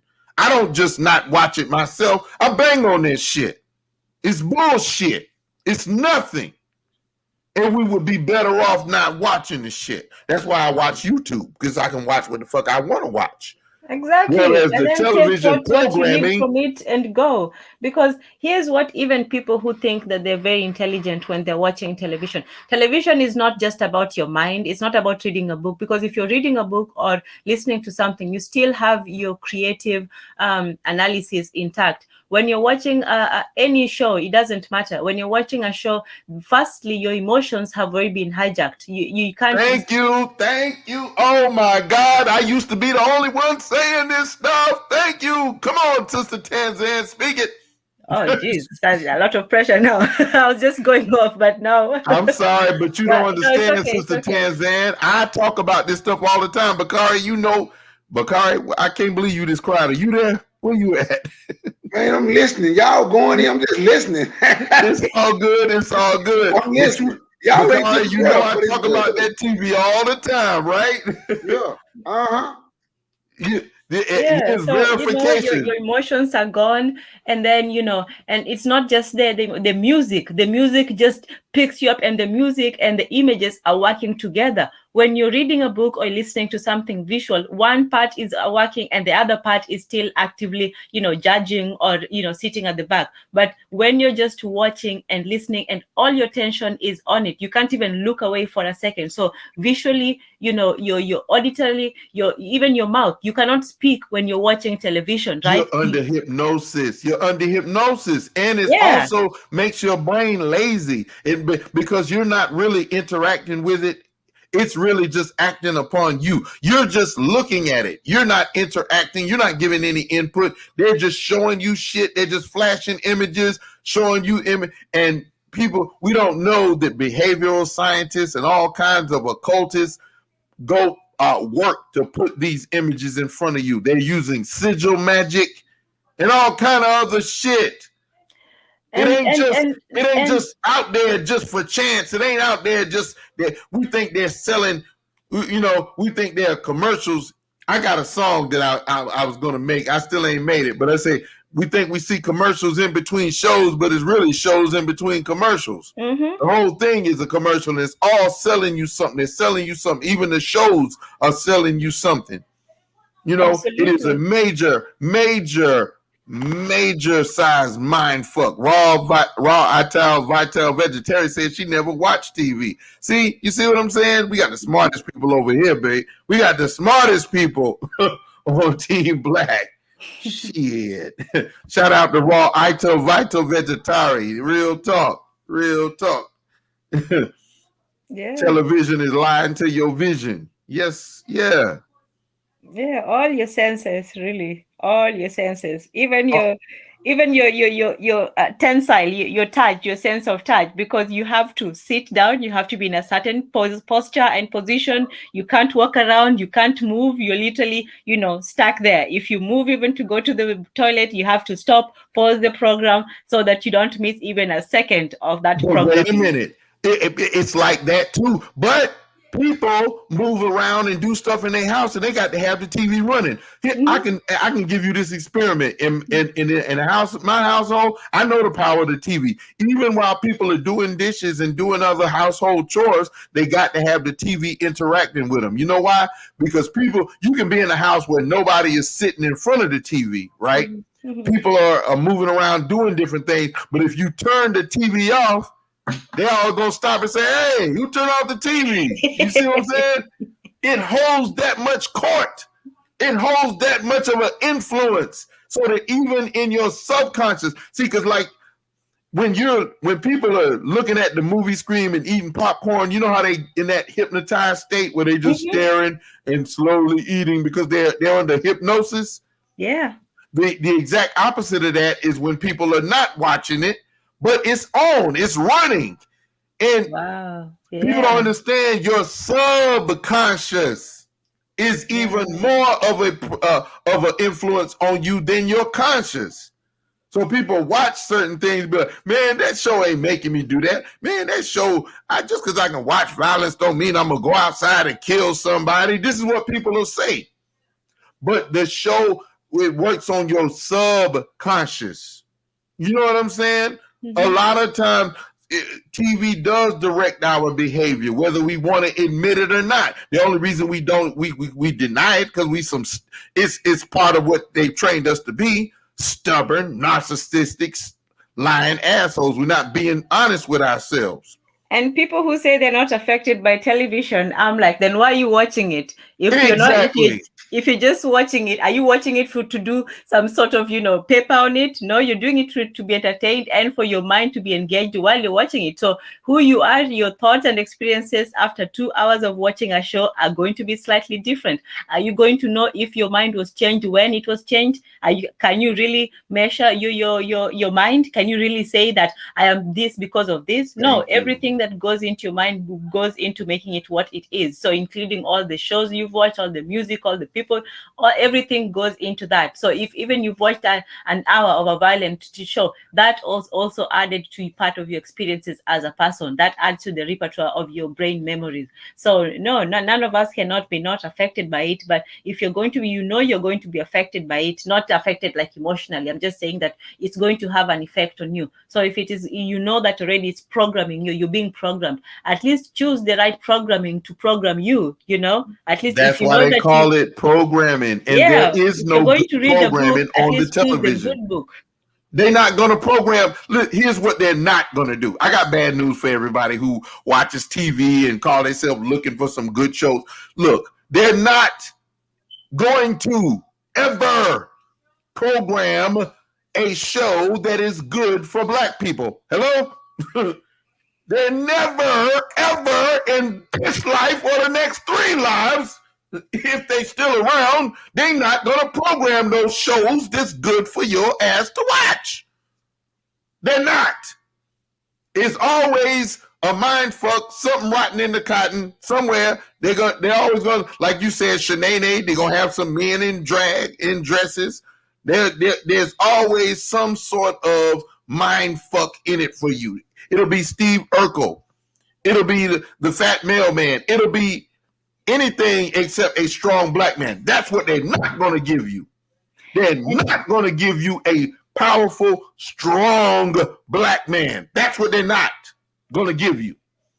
Now, they might give you, they'll give you, look, these are shows you don't even remember, sister, but this is how far back it goes. Mm-hmm. See, you talking about the Fresh Prince. Well, let's see, Steve Urkel. You remember him? Urkel, yes. Right? Yes. You remember, look, and also, what is it? Everybody Hates Chris and all of this stuff. What do you see missing in all of these shows? We can even go back to Different World, Dwayne Wayne and all of that. What they're going to keep off of the television is Black manhood. That's what they're going to keep off of television. And don't give me Mr. Huxtable. Don't give me Cliff Huxtable. No, we didn't watch we started our American Black dad was Uncle Phil. Yeah, and he's kind of fat. He's kind of fat, overweight. Sorry? Why Cliff Huxtable wouldn't be an example of a Black man? No, I'm saying He's an example of a black man, but I'm saying he's not an example of a powerful black man. He's not the most manly man. You know what I'm saying? I'm not saying that he's totally negative, but he ain't the most. He's not going to be the type of man. He's not. They're not going to give. Here's what they don't associate with black men and black people in general on TV. POWER. They don't associate power with us. See, this is the problem with accepting what they give us and thinking that any of it is good. You know what I'm saying? Yes. And I wasn't saying that Cosby was, I was just saying that we didn't have Cosby. They didn't show Cosby when in our time. For us, we started, like I said, with the music, we started with Tupac, and with the programs, we started with the Fresh Prince. So Cosby was before our time. So I didn't really want to see it at all. Right. Cosby wasn't bad compared to the other. Cosby is much better than George Jefferson and all the people before him. He's better than them, but I'm telling you, this is the problem with accepting. This is the problem with just accepting what the fuck they give us. Mm-hmm. All right, look. Okay, watch this. Oh, no. Look, watch this. I understand what everybody say about TV, right? Mm-hmm. Yeah. But this is I ain't gonna tell nobody no lie like I don't watch TV. Yeah, I watch TV sometimes. I won't tell that lie. But it's okay. I'm gonna like everything we watch, everything that's popular, they give us. Like even popular stuff on YouTube and Instagram, it's what they give. It's their mission. It's their everything that's put in algorithms so everybody can know. Mm-hmm. It is something that they chose to do. That's why the best stuff is yet to come. That's why you can't settle for any of it, really. My thing is, my favorite movie is the shit that we ain't made yet. The one that we make without their permission. We can start right there. What's my favorite movie? The one that we make without their permission, that they don't like, that they don't want us to make, where the black man has power. They don't even like the suggestion of you having any power. Now, I'm going to tell you something. I'm agreeing with y'all. Don't get it twisted. I was just coming at a different angle. But watch this, right? What you just said, and it makes so much sense, right? Remember the show WKRP in Cincinnati, right? Yep. What was the black DJ name? That's Venus Flytrap.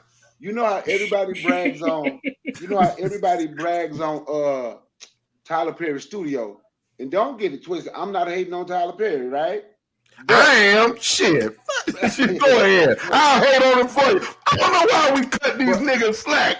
No, let's try to listen to the Venus Flytrap story. But he had a studio way before then. He said black folks wouldn't use it. Even what's his name? He was making it. Tyler Perry was making them stupid plays about. I ain't talking about. I'm talking about the guy. KRP in Cincinnati. Okay, go ahead. He had a movie studio in Virginia back then, strictly independent of all that.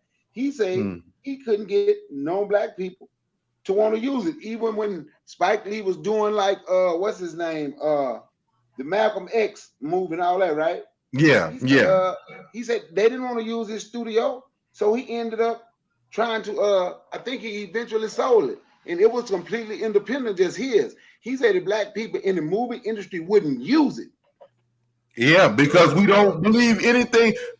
This is how anti and mindful. Hey, so I'm agreeing with y'all. I said that. Agreeing with y'all. That's right. No, you on point. This is how black mindfucked and anti-black we are. This is why I'm not with a whole lot of movement shit. This is why I bang the way I do, because I know our minds are fucked up. I know, a lot of times we be like, hey, let's do something. Look. I understand you wanting to do something, but let me tell you something. This is the way I see it.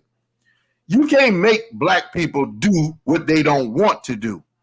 The whole trick, and this ain't even a trick, the whole power in what I'm trying to do is I'm trying to make black people want to do better. Because see, if black people don't want to do better, you can't make us. We stubborn as a motherfucker. We stubborn as hell. You gotta make us want to do it.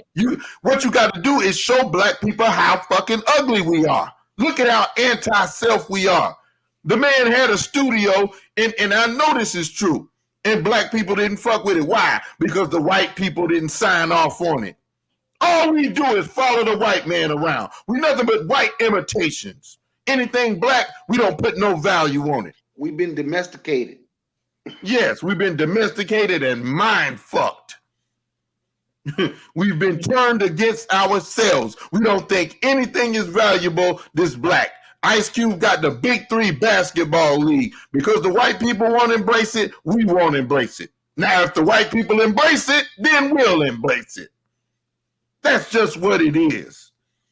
That's just the type of people we dealing with right here. And that's why I know you can't make them, hey, I just want to do something. I want to do something, but just understand you can't make these motherfuckers do what they don't want to do. Man, you ain't doing that work. You ain't doing that work, Miss. I know. I ain't doing no work. That's another game. See, we're so anti-self. That's why we were talking about. That's why we won't let each other breathe. We won't let each other do nothing. We can't even have fucking YouTube channels without a motherfucker always talking shit about us, saying, oh, they doing is talking. I ain't a YouTuber. I ain't like that. All we doing is talking. Listen, that's just like all the weatherman does is talk. You don't say nothing about that, do you? Don't nobody say nothing about that, do you? Have you ever heard a white man say, all Johnny Carson does is talk? All David Letterman does is talk. Man, that's all they do is talk. They don't talk like that, do they? They let each other be what the hell they are. If all I want to do is talk, motherfucker, let me talk. The fuck out of here with that shit. We won't even let each other have a goddamn YouTube channel without a motherfucker talking, well, I'm out my boots on the ground. I'm out here doing work. All y'all doing is talking. Nigga, ain't nobody stopping you from doing what you doing. Do it. But leave me the fuck alone. I've had boots on the ground too. Right now, I want to talk. God damn it, let me talk. You know what I'm saying? We won't even let each other breathe. You know, we on each other's ass all the time. We hate, but we're only like that with each other. You won't tell the white man all he's doing is talking. You won't tell the white man, why don't you call up to goddamn, what's the white show out right now? Like you said, I don't even watch the shit. Call up to goddamn tell Bill Maher all that they doing is talking. Call up to their show and tell them all they doing is talking. I'm out here. I got boots on the ground. I'm a real patriot. They don't do that shit, do they? No. No, they are not going to do that. No. We won't even let each other have a goddamn YouTube channel. Shit. Miss me with that motherfucking, you ain't doing nothing but talking shit. If that's what I want to do, that's what the fuck I'm going to do. And if you don't like it, you can take your black ass on somewhere. Shit. We won't even let each other have YouTube channels and shit. That's how anti-black we are. I understand the minds we working with. That's why I bang so hard. Because I know that we hate ourselves. And I hate our hatred of ourselves. I do. I ain't gonna say I hate black people, but I despise the way we despise each other. I can't stand it. It burns me the fuck up. That's why I'm banging on these motherfucking movements, FBA, Hebrew Israelite, all this whole chicken shit that is used to separate us. I'm tired of it. I'm sick of you and your little stupid little stories. And your little crazy asking us to believe in some fucking bullshit. You gonna ask me to believe some motherfucking white man showed up here and he's got in the prison and taught a motherfucker for 3 years. And I'm supposed to put all my chips on that. Meanwhile, Marcus Garvey told us some real shit. Marcus Garvey said Africa for the Africans at home and abroad. Something that makes common motherfucking sense. You want me to overlook that for some goddamn story about a big head scientist and some bullshit like that? Come on, man. You fuck out of here. Come on, man. You can't be going at our knowledge like that, brother. I'm going at all of it. I'm slam dunking all that shit. Man, tired of playing damn kid gloves while you keep separating us from Mother Africa. Fuck you niggas and your little crazy ass stupid stories. How else would you ever learn that the earth weighs 6 octillion tons. 6 octillion tons. And here's another thing. Here's another thing that don't make no sense. Why do you greet people with assalamu alaikum? What am I saying? That means peace be unto you. That means peace be unto you in what? In Arabic, right? That's what that means in Arabic, right? Yes. What else in Arabic do you speak? You don't speak no other Arabic. So if you know I don't speak Arabic, why are you saying assalamu? Why don't you just say peace be unto me if you want to say that? Huh? What is the purpose in saying something, that little piece in Arabic?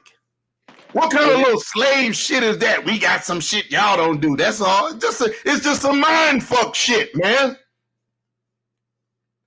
Oh, man. That's exactly what it is, to show I got some knowledge that you don't have, my brother. Exactly. I'm on some other shit. I know some. Yeah, but you don't speak no other Arab, and you're not talking to Arabs. You know I'm a black man. You know we don't speak that. We don't even say peace be unto you. You don't even say that shit in English. You know what I'm saying?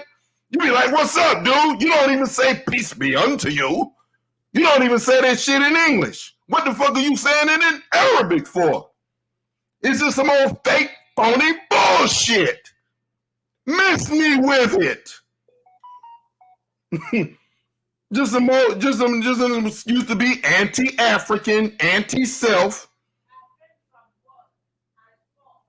And then the Hebrew Israelites, they going straight quote from they just Christians with attitudes. That's all. Yo, they the guys Jews, I'm lying. They don't fight nothing. Yeah, they just Christians. Hold on a second. Let me close this door. Christian with an attitude. Yeah, they just Christians with attitudes. That's all. They just want to be anti-African, you know. It's all just some anti-African, anti-self. This is how black people hate themselves, hate each other, and this is why I say we don't want power. We don't want power. We like doing the shit we doing. We like banging against each other. We like, you know, we all like to do the shit we do against each other. Meanwhile, hugging, loving, really wanting to be down with white folks. That's all. Whole boot licking, butt licking, ass kissing, and all of that. And honoring what they do, and everything we do ain't good enough. Basketball league ain't good enough. If it's a black restaurant somewhere cooking the best chicken wings, no, it ain't good enough. We need the chicken wings dipped in rat grease by the Asians. The self-hatred. That's what we don't want to deal with. That's what we don't want to discuss. We want to overlook all of that, and then, yeah, black power. Man, get the fuck out of here. Motherfuckers don't want power. I want power. Shit. And the only way we're going to get power is to stop this bullshit. And start to synthesize. Instead of looking for differences, look for likenesses. Like the sister said, our music. Don't tell me you listen to African music and you don't understand it. You understand it. Hey, you ever heard of the Ghetto Kids? Those are the ones that be dancing and they film them on those African cats. Yeah, they be getting down. Look, yeah, the African kids be getting down. Yes, that is similar to what we'll do, right? Yes, exactly. It's the same stuff. Come on, it's the same stuff. We're the same people. We do the dances. Come on, ain't none of it foreign to us. You can't tell me you can't go and be amongst that and you don't understand it. You can't tell me you listening to African music and you don't understand it. You understand it. Can I also say something? Mm-hmm. Not understanding African languages is also part of being African. We don't understand each other either. Welcome to the club. Yeah. You know what? We don't understand, Cameroonian music. We love it. We listen to it, but they're speaking a whole different, even within a certain nation, you're looking at your neighbor and he's speaking a whole different thing, but we all listen to similar music. So just because you don't understand something, sometimes, you can understand something, the little words, but music is not just about the words. Music goes deeper than that. You can feel the beat, the energy, the inspiration. You don't even need to know what the person is singing about sometimes, Thank but you. you can know what they're talking about. This is happy song. This is a deep sad song. This is, yeah, it doesn't have to be that complicated. We really are, one people, are good things and some, unfortunately, are bad ones as well. Exactly. And I'm a drummer. And the reason I know I play drums. And so I play to the African music. I wanted to do this thing called Around the World in One Drum because you so all of it ties together in Cuba, in Africa, Brazil. I play drums to all the music. It's all the same. It's different, but it's the same. The rhythm is the same, but even though they sound different. Ah, Just different flavors, different seasoning, but the same thing, same food. You know, absolutely. yeah. And we tripping, here, like you said, sister. You said in America, we do seem to be unified. So it seems on the surface, but we looking for divisions every day. Every day we looking for divisions. Cuz I know that's you. What up, cuz? Hey, I'm gonna show you something, right? When you just said that, Yeah, I know it's you, Crush. I know it's you, man. look, I know it's you. when I couldn't get in your room on fan base, right? Mm-hmm. They had a whole room open, so-called FBA folks, right? It's about Right. 30 some people in there on the panel, and all they doing, they can walk around and talk about they as Pan-African as they want to.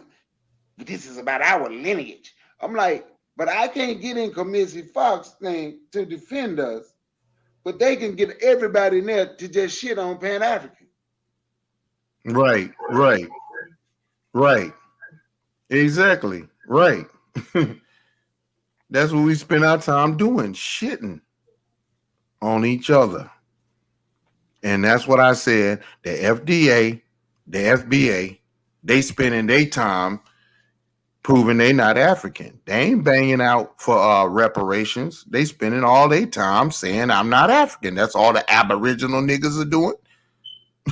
And for me, the incongruity, it seems to me, is the claim that you go back a long time ago, and we built all this stuff from 500 years ago, but the scholarship is very recent. If you ask let's say a typical Pan-African, I know that people don't want the name and so on, but let's just say somebody like a Gaviet, like what do you base your beliefs in? This person will pull up a lot of scholarship going back, both recent and in the past. Every single Black American scholar that I know of has spoken of the legacy of Africa, has spoken about the history, has spoken about the influence. So if you're going to say, oh well, we disregard this, who is the respected person that looked at all the things that were written before and said, well, everybody that spoke about this was wrong, this is what we're doing now? Because if you're going to change a whole system, just like with the people who are trying to define, well, they've succeeded,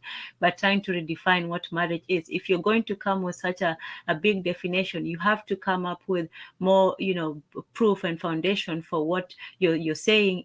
Especially if there is a recognized tradition of scholarship, you can't just pretend that John Henry Clark and Garvey and Amos Wilson and even the people who didn't want to go back, like Booker T. Washington. Somebody was telling me about how Booker T. Washington helped Africans to come to this country, but even he, who didn't especially want Black Americans to go to Africa, he wasn't like a super pana, but even he saw the value of the African immigrants. So who is this new person that you're touting to me that is saying this is the new way to go? Yeah. Yeah, it's just covert, trying to break it up, trying to do the same thing that they done, trying to disrupt our power, because there's power in our unification. All we have to do is embrace ourselves. You know what I'm saying? And listen, I'm not dissing everything that the leader said, because like it was Elijah Muhammad who did say our unity is more powerful than an atomic bomb, and that's right. Mm-hmm. Our unity You know what I'm saying? Yeah, and that's what I say. Every single one of them had that one thing in common, unity. They might have agreed in different ways about how to achieve it, but the unity of the global race all around the world, there was never, oh, we are for this, but we're against our people over here, and so on. It was usually, in fact, they had more sympathy for people who, not more sympathy, just as much sympathy for people who are outside. I know that there was a story that I don't know if it's Malcolm or Elijah Muhammad who went to pilgrimage in Mecca, and he said that he had more in common, with the African poor old lady African than the sheikh, the Arab sheikh who had practiced the religion, all his life or something like that. But for him, Exactly. his people were more important than his faith.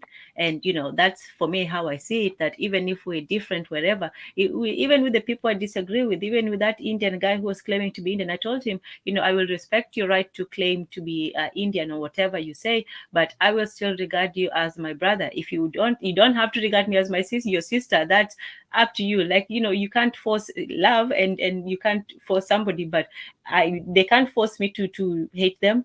And I can't force them to love me either. So how I'm going to regard them is that they are brothers who don't want to be brothers, and I will leave them alone. But and I just wanted to say something about the television. For me, I don't think that watching television is not necessarily is bad. It's just how you look at it. You look at it with I say with the black eye. You look at it as if everything they're trying to present to you is just garbage and poison, and you're just trying to sift what you can from there. And also as a teaching moment, because one thing that I learned from Dr. Francis Cress-Welsing is the importance of symbolism. You see, nowadays when people talk about symbols, they just think, oh, it's just you're being paranoid and all of these things. But when you look at it, there's some symbols that are right in your face, and there's some that are hidden. And television has both. Some of them are subliminal, some of them are right in your face. But you can't really. And another thing that I would also suggest for people who like to watch certain shows is watch movie analysis, movie critique analysis, usually by white people, done by white on white, shows. But they really do get into. There's one about the evil of Tyrion Lannister from the Game of Thrones. I've never watched the show, but I can tell you what it is about. But these lessons, they have been given in other ways. If you want to learn about power, Dr. Amos Wilson has written a whole 600 plus book about it. But if you want to learn about power from white people, sure, watch Game of Thrones. But watch it with with a black eye, like you're seeing what these people are capable of and what you need. So even kids, if they're seeing those cartoons, you just tell them that this is how they portray themselves. This is when they say, oh, but there are lessons that you can show. There's this one, sorry to go on, but like there's this one critique that somebody was doing about a movie, Snowpiercer. It's actually an Asian movie made about but it's made by an Asian, but he was saying that it's based on that whole Charlie and the Chocolate Factory, and that movie has a lot of deep and disturbing things about it, which I don't know how it's a children's movie. It's a disgusting movie, Charlie and the Chocolate Factory, and all the iterations of it. You talking about Willy Wonka? Willy Wonka, all those things. I don't stuff. want to say the word, but it's all that shit is mind fuck poison, like the rest of Disney and all of that shit. It is I don't want to say the word, but people who do things with children. Of course, it's a pedophilic. Of course, no. Go ahead and say no. Shit, we don't cut no slack. What you holding back for? Pedophilic. Okay. Shit. Okay. No, we're to beat it. No, this is where we beat the hell out of that shit. No, we're to call out all forms of bullshit. No, but the television is like that. But what I say, if you really want to know what's going on with the television, watch it with the sound down. Turn the sound all the way down. Yep. And watch it, and then you'll start to be more aware of what's actually going on. Mm-hmm. You know what I'm saying? And I'm so glad you said that, because what I was saying earlier is they hijack all your senses at the same time. You can't, you can't speak because you don't want to hear what's going on. Your emotions are overtaken. The music is there. Your eyes are glued to it. Your ears are. There's nothing. You're simply a slave to all your senses are a slave. So when you turn one of them off, now you can actually see with your other senses. So. That's right. And another thing, what was you going to say, Bakari? I heard you about to say something. I like documentary. I like documentaries in history. I do watch TV. I like boxing. I love boxing. But My main shit, I'm gonna watch history. And I'm gonna watch documentaries. I've been watching more of other people's history lately than our history to learn their shit. I got to learn about them too, but I love history. Oh yeah, me Yeah. too. And I can And find a lot especially of their war history. documentaries. Sorry, but war history is the best. If you have a chance, just look up somebody called Thomas Cochrane. He was this English general warmonger, basically. But Thomas Cochran, you say? yes, Thomas. Mhm. I don't know if it's Cochrane or Cochrane, but it's spelled with an E at the end. Cochrane. I think it's Thomas Crane. Yeah.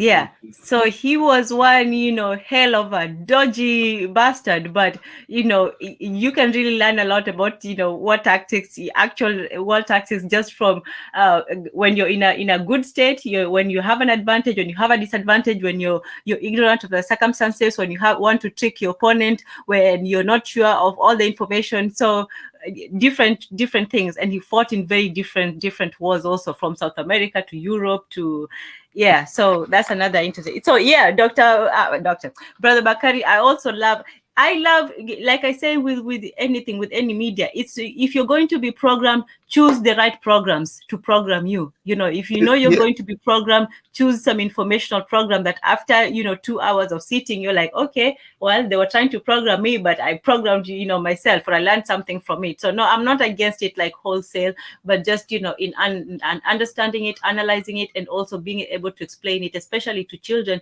Like, this is breaking down what it means, because especially children's programs, oh man, I just don't want to go into it right now, but Disney, Nickelodeon, all of those people, they are monsters. I'll just say Let that me and show leave you, it right? at that. When I mentioned that, right? Mhm. And when y'all talking about the TV program you, and I mentioned y'all talking about reading books, I do that too, right? More Yes, of you that, should right? do all of that, right? Now watch this. I was in a barber shop, and this was about 2 weeks ago. There was about 15 people in there.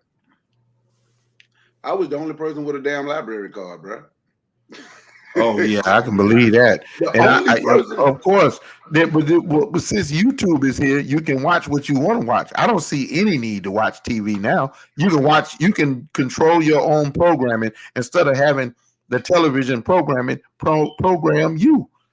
You can watch what you want to watch. I don't see the need. TV should be way outdated because I'm against the television. Even the commercials, just that noise, that constant noise in your house. Why do you want it? I'm off work right now. The white man ain't in my house. I don't want to hear his mouth. I don't want to hear it when I'm at work or when I'm on a job or something. Why do I want to hear it in my own house? Why do you want him in your house? He's talking to you all the time. You're looking at his images. He's showing you yourself. He's taking black people. I don't even like a black show because it ain't a black show. That's a show with black people on it. He called himself showing you. Don't you see how fucked up that is? And not just showing you, showing others you. Yes. What he showing you and others his version of you. His version, by the way. You know what I'm saying? Yo. So I'm like, why not control your stuff? And if you're gonna watch TV, like even now, if I watch a show, shoot, man, please, I can't do it. First of all, the commercials, that's too much. They are constantly they're doing all kinds of tricks to sell you shit. They're doing sigil magic on you. See, a lot of us don't even know what the hell that is. I know. Yeah, but they're doing all kinds of magic, and there's too many people. It's all about controlling your mind. It's crazy for you to say I'm watching it or I watch it all the time, and it's not somehow having some effect, some subliminal effect, and subliminal is powerful. So in some ways, it's still controlling your mind. Take back control of your mind. That should be what you want to do instead of watching TV programming, because programming, they call it television programming, letting you know that your brain is a computer and it can be programmed. You can be programmed. You can be coerced into doing things unknowingly. Yes, you can. Just like you can be hypnotized. You can go in a state of hypnosis, and from there, the hypnosis, you open to suggestion. You know? Mhm. Yeah. And you're So let me ask you, with so no y'all don't input, think there you're should just be any a black actors? machine. Go ahead. Y'all don't think there should be any black actors? I think we should be black acting doing our own movies. I don't think we should do. I don't care nothing about the black actors that are controlled by Hollywood. I You know, think that they should be. I think that representation is, I'm not against, media or television. As it is right now, I can't watch it because I know what it is. But I believe that Black people should be represented more. It's like when I think on a different program, you were telling me, someone was telling me about the Negro League. So sports as it is right now is an exploitative industry. But if Black people owned and controlled it, firstly, they would be the ones benefiting, and they could run it the way it benefits everybody. So the same thing with movies and television. I think that more Black people should be in it, but instead of trying to get parts in white movies, they should try, even if it's low quality. The reason why I know that sometimes we look down on our own, but sometimes we do in some instances actually support things, even just because one of us is doing it. And maybe I'm wrong, but like my dear, when it first came out, I know that it came out as a theater play, and like it was just a local thing that people were doing and boosting it up, and then it became mainstream because people were supporting it. If I'm wrong, you can let me know. But no, you're right, but it is Medea though. But once I know, again, I like know, I know. No, I was talking about. I didn't want to touch the content, but just the efforts of the people. Sometimes we do support each other when we see that somebody is trying to do something. So for me, I wouldn't say that there shouldn't be blacks in entertainment. I think that we should control it all. Especially when even in sports, you see, we should be all the black actors should be going to Nollywood. They should be trying to support Nollywood because they got the industry set up. So we should be doing, but we don't value anything or black. creating their own version of Black Hollywood, however it is, however whoever controls it, as long as it's our people. And we have shown that we have enough talent to fill industries. So for me, I'm for positive representation, not the negative That's brainwash. what I'm saying. We should be able to go flood it with some positive stuff, but we got to get off the self-hatred. We can't take advantage of nothing. Just like you said, the sports. We should have been long time ago left the NFL and NBA for our own sports league. We should have been did it. And it can't go wrong. There's no way it can go wrong. All they can do is fight against it. It won't be as big as the NFL and NBA at first. Right. But over time, look, take the like the boring commentators they give us, the white people, Joe Theismann and all of it, them boring commentators. We have Deion Sanders and Michael Irvin calling the games. Come on, man. With their own style. Come on, it would make it 50 times more exciting. The way we would do it would be just so dope. There would be no way they could resist it. Yeah. We just lines over here. Shit, we don't do it because we have this self-hatred, this disrespect and disregard of self. That has to stop, or nothing we do will work. We had the Negro League. Too many black people have bought into the fact that they're just purely American. So my thing is, I'm gonna tell you something, man. Not only don't have a sports league, I'm gonna tell you now, in the next 5 to 10 years, trying to get your own community over here is gonna be done. Black people, I'm telling you, majority of black people have bought in. So the thing, I think for people like us, and really what people need to talk about, what we need to start thinking about is shit. Where the hell you gonna go? Where the hell we gonna go? You understand? Even when I hear people talking about this war, and they be talking about who could win, Russia, US, I hear black people saying we can defeat Russia. No, that's not our military, but it's like we're as far as that, we're done. Now, that one brother put in the chat, K-Me say that's equivalent to saying we shouldn't work our current jobs. that outnumbered by whites, and I agree with that. So you almost because it's like a catch-22. It's almost like we want to tell our people don't take money, right? I think we should be raising our kids from the youth so when they do make it and they can get money, what to know what they're supposed to do with it. I think that's the biggest problem as far as I'm concerned, because I think getting the sport league here is about done. But if they do the right thing with their money, they can create their own sport league somewhere else, Africa, Haiti.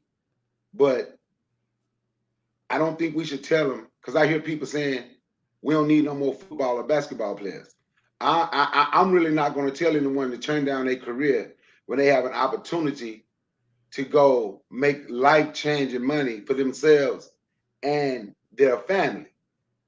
What I want to do is be able to raise them when they're young, talk to them while they're young so they can do the right things with their money.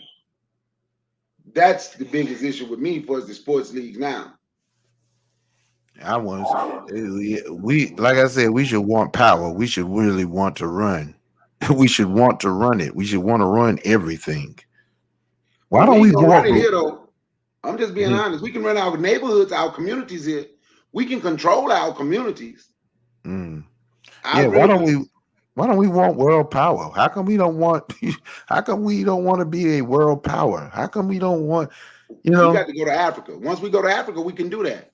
But our people, we got to go to Africa and overthrow their crooked ass government too. Whatever country we go to, we got absolutely. We got to overthrow their crooked ass. Now, to gain world power, because I want world power too.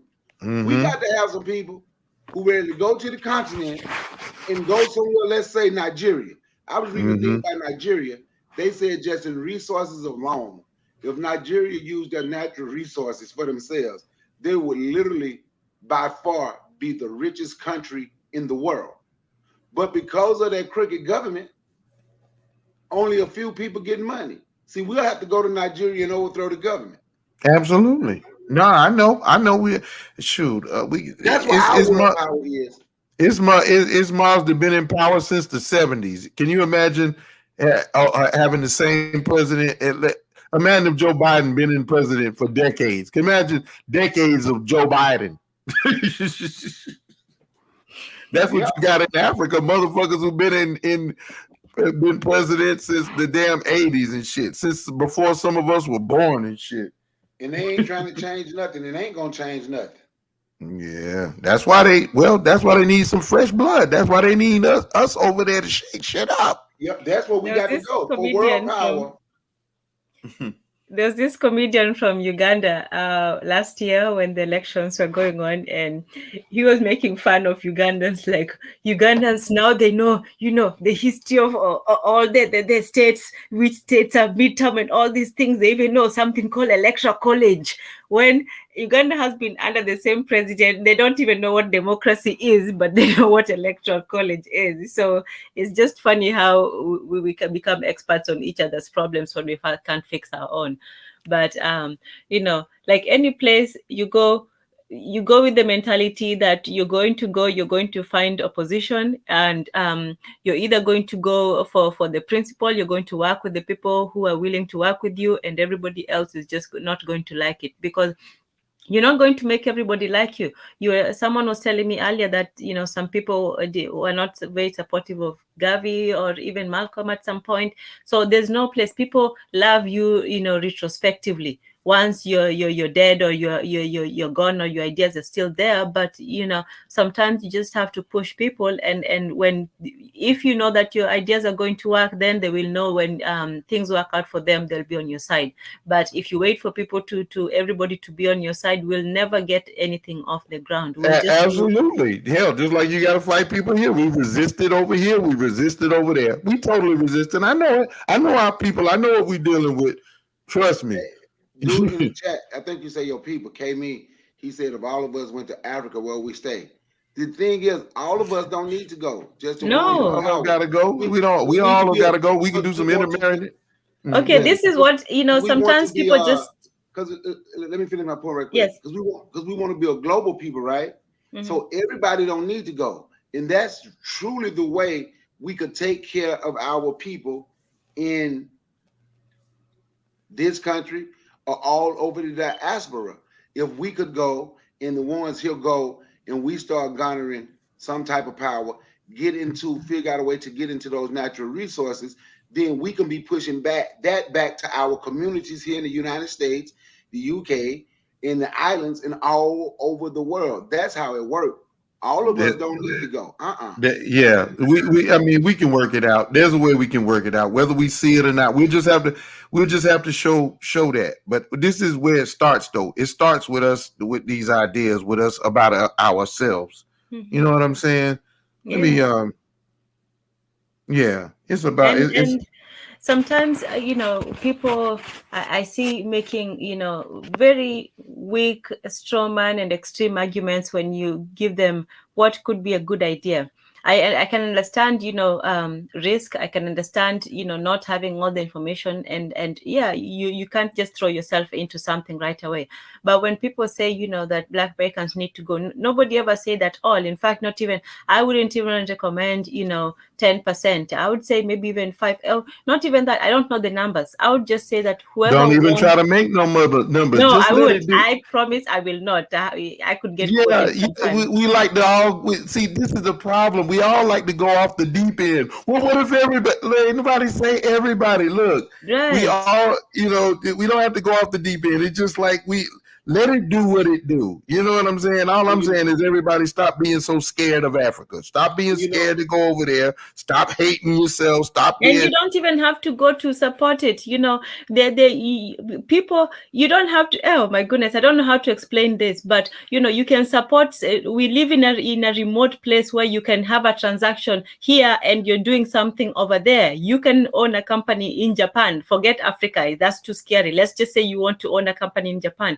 You can, through various ways, I'm sure, find a way, and you can come back, and you still have your company there. Wow, what a wonderful world! You can be in Georgia and have a business in, I don't know, Canada. These things are possible. You don't have to live where you make your money. You can be sitting right here and money is just coming into your account. So I don't know how to say it. Yeah, but that's what I'm saying. But we so anti-Black. Yeah, we'd rather do it there. We just so anti-self. This is the problem.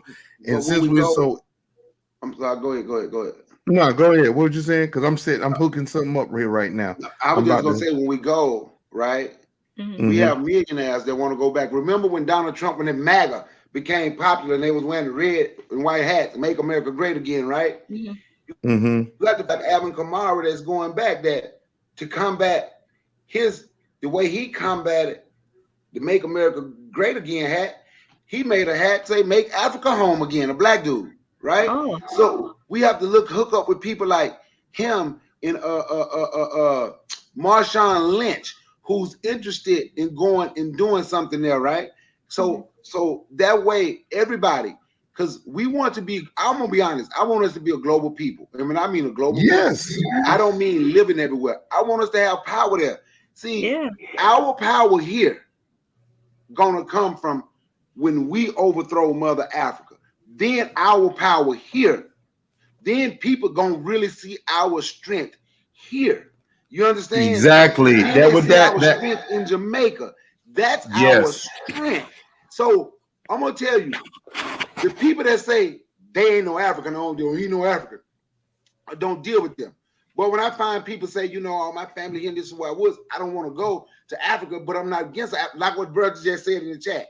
We share a lot, but we different. I understand what he's saying. He don't sound like he's against Africa, right? So, but let's say him, for example, but all my family here, I'm going to be here. It's okay for him to be here.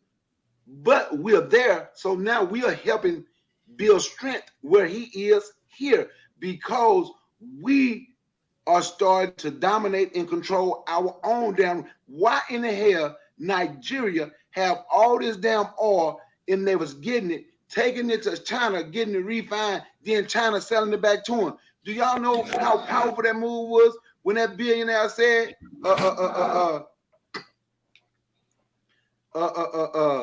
we gonna stop sending out oil to China for them to refine, and he's building the 3 biggest oil refineries supposedly in the world, I think. But he's creating jobs for Nigerians. He said he's gonna let people Ghana and Cameroon come over. he ain't gonna. He already got one. He's building 2 more. He's like, he's tired of being exploited. And that's how we need to feel here. We are tired of being exploited. They come to our neighborhoods, exploit us. It's called dumping. They come dump their business in our community, take out all the damn resources. Then when you walk in their store, assalamu alaikum, brother. I ain't your brother. I don't go. I know what they say. Hurry up and buy. Hurry up and buy. That's the Chinese people. You understand? And they ain't giving nothing back. It's time for us as black men, while we are here. That's the power I think we can control here. It's time for us to pull up our damn pants and take charge and stop giving all these people our damn money, and they ain't put nothing back into our community. If you ain't, like, I'm gonna give you an example. The Africans here run the used car industry. They run that shit. But you know who they want to work with? They want to work with us. That's why I was able to get. I can't do all of them that he want me to do. I ain't big enough, right? Mm-hmm. Hopefully one day I can be there. You feel me? It's funny you said that. I had tire work done, and I was looking for like the Africans. I said I'm not gonna go to the usual folks, because you know the some of the Spanish dudes are working with that too, trying to get in there. Not here, bro. I'm gonna tell you, for every one Spanish used car industry you see here, you're gonna see 10, 12 owned by Africans. Right, the Africans got it sold up more for the most part, and they are trying to give the contracts to throw away the tires to black people. I know because I talked to them. But the problem has been me trying to get more help with people who I don't want to throw away no tires. I don't want to do it. So you don't want to throw away tires, bruh. I'm gonna tell you something. They just offered me 10 stores, bruh. You know the brothers I know is from the Gambia too, cuz. Yeah, go ahead. You know what 10 stores was gonna bring a week? They make so many tires. You know what that was gonna bring a week, bruh? How many? What's that? $8,000. Whoa. Okay. Yeah. And I got people, I don't want to throw away no tires. Did you tell them how much they were going to make throwing away tires? Maybe that would have persuaded them, because even me, maybe somebody just say, oh, do you want to throw away a tire? Maybe they just think, oh, you want to pay me $2 to do this. Maybe they didn't know that there was quite a financial windfall. Look, I explained it to them. I'm telling you, man, it's just when it comes to doing something with us, man, I'm being honest. And I'm agreeing with what y'all saying. I'm about the TV, about every damn thing. I'm just trying to look at the other side too, but can't look at the other side on this. The one guy we went, had the contract. This damn dude, the day we supposed to go get the first set of tires, never answered his phone, never showed up, never called me back. You know how bad that made me look? Wow. I had been talking to this man 2 months. He said, I want to fire this white boy anyway. This is what he tell me, because we talk. I want to fire the white boy anyway. I want to have an African American to do this. We can work together. This is how we build friendship, right? Mm-hmm. Yeah. The dude never showed up. Do you know how bad that made me look, man? Mm-hmm. I've been talking to this dude 2 months, getting all my paperwork and everything in order. And the dude that rocking with me, who got the other stuff that I needed, just never showed up. Just didn't come. Yeah, we got to come out of that. You know what I'm saying? We're getting into the specifics right now, but I'm gonna hit back to the usual. I'm gonna the name of this thing was called the FBA Speaks. FBA spends more time proving they're not African than they are banging for reparations. And you know, we made a breakthrough today, sister.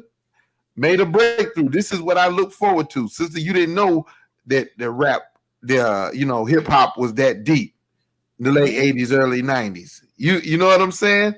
Yeah. Made a breakthrough. This is what I'm talking about. Somebody listening today. We made a breakthrough. Somebody listening today testified. I'm gonna start acting like the preacher. Maybe I can get through to these black folk. Somebody today. Not that preacher. You got to act like the big money preacher. You acting like the small preacher who helped the neighborhood. You got to act like the big money preacher who ain't trying to do nothing. You're right. You just tell him God gonna come do it. Not Right. You said right. The small town preacher, he might be more, the one that's is hooping and hollering. He might be the one more subject to help us, right? Them the ones that helping. See, you sounding like him. You ain't gonna garner the attention of the masses. You got to sound like Creflo, and you got to make up a lie. Read the Bible. Jesus was a millionaire. That's why I need this money, because Jesus was a millionaire. I'm a millionaire. You a millionaire. Yeah. See, come here. So you got to watch them to know them now. I know exactly what you're talking about. I grew up on the hooping and hollering. That's the ones that sound like James Brown. That's where James Brown got his style from. Let me tell you about this a little bit. Let me tell you, and I told you make dance good. Don't you hear it? You can hear James Brown was heavily influenced by the church. By the church. Man, them big money preachers piss me. Look, man, that little church I went to help, man, I'm going to say this because I'm going to time me to go to bed. I got work in the morning. Watch this. That's what I'm about to do. This little church, man, they might not have 200 members. But you know what they did? I went down there and helped them clean them out. I got to call them back and see when they need me to come get some more stuff to throw away for them, right? They bought a small building behind their church to help the homeless in their community. They got put 2 washing machines, 2 dryers in there so they can wash their clothes. They got somewhere where they can come inside and sit down and eat. And they got a place where they can come out of the cold. And then that's nice. They got 1 room. And they're looking for somebody who's going to go through they ain't got to go to the church. Just go to the program, get off the drugs and stuff. And they're going to give him a job to make sure the place stay clean and they can live there. Wow. Hey, please, cuz, thanks for coming through. Yo, I want to say this, to make a long story short, we can create a utopia for ourselves. The world ain't got to be all oppressive like this. The world needs for us on the bottom, the black man, the African, the Nubian, us. They need for us to come up. We're the only ones that's going to make a beautiful world. These other people are not capable of doing it. They got too much animal DNA in them. You know what I'm saying? That might sound racist, but I'm telling you, we are the ones that they call this land over here the land of the free because the way we had it hooked up. Ain't got nothing to do with no old glory, old gory. You know, that's what the fireworks and the stuff. This land before, when we were over here by ourselves, this is when it was the land of the free, where you didn't have to pay for land. You know what I'm saying? It was the land of the free. Hey, whose land is this? It's yours. You do what you want to with it. All of the land is free. That's how it was under our system. You know what I'm saying? What I'm saying is we have such a disbelief in ourselves, we are denying ourselves to heaven. We want a heaven where we die and there's some white babies flying around with some chicken wings and playing the harp. Not understanding that, look past, we got to do an Etch-a-Sketch in our mind. We got to shake loose all of the mindfuck programming that we received from the time we were a child. We need to shake it off and get into ourselves. That's the thing. That's the point. And it starts with us shaking off the bullshit. Okay. That's why I came with this topic. That's why I was compelled to do it. And I see that it was right. It bore fruit. We made a breakthrough. And I hope I made a breakthrough. I hope we made a breakthrough together. All of us. Thank you, Sister Tanzan. Thank you, Brother Bakari. Thank you. All of Team Black. Thank you, cuz, for coming through. Thank you. We together are powerful. You know what I'm saying? Yes. We together are powerful. And this is just a start. Being together, synthesizing. The more we synthesize, the more power we have. The more boot looking and butt kissing we run to everybody else, the more we try to make everybody else love us, the more of a hell we make for ourselves. I just want that to be seen. You know what I mean? Love yourself, and if you can't love yourself, love another black person.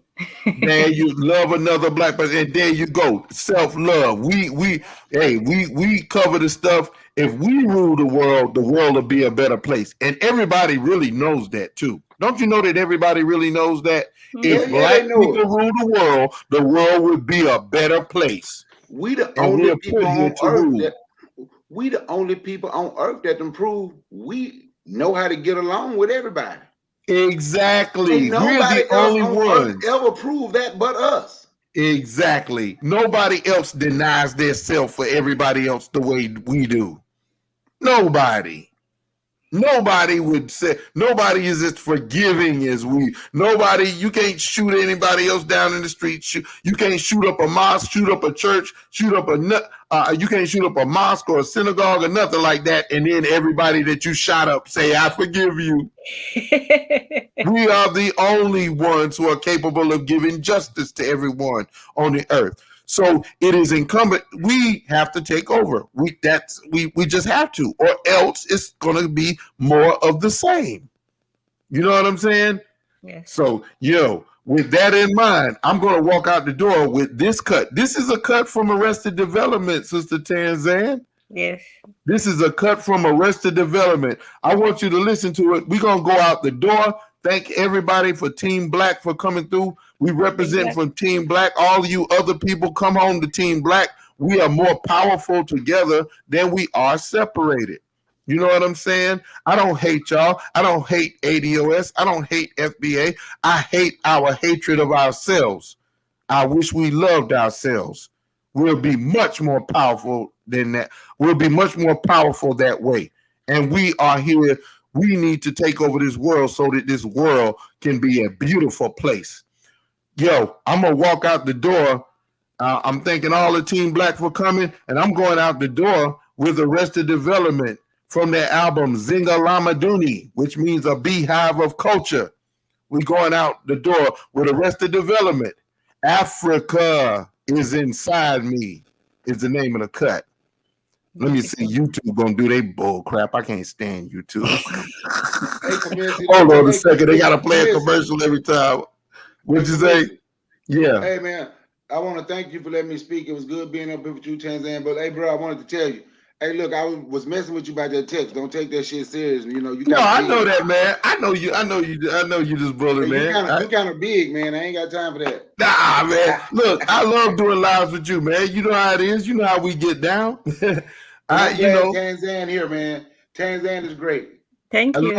Thank you, Tanzan. You are the change, man. This is what's happening. Bring some Africans with you next time too, though.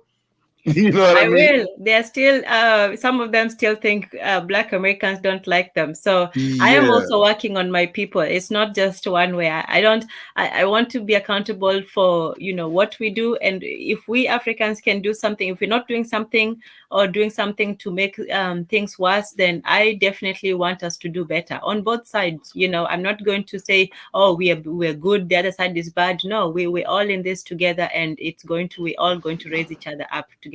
So that's right. You get it. With that said, I'm going out the door because you get it. You actually get it. I'm the same way on both sides. With that, this is a perfect way to go out the door with this song called Africa's Inside Me by Arrested Development. Let's go.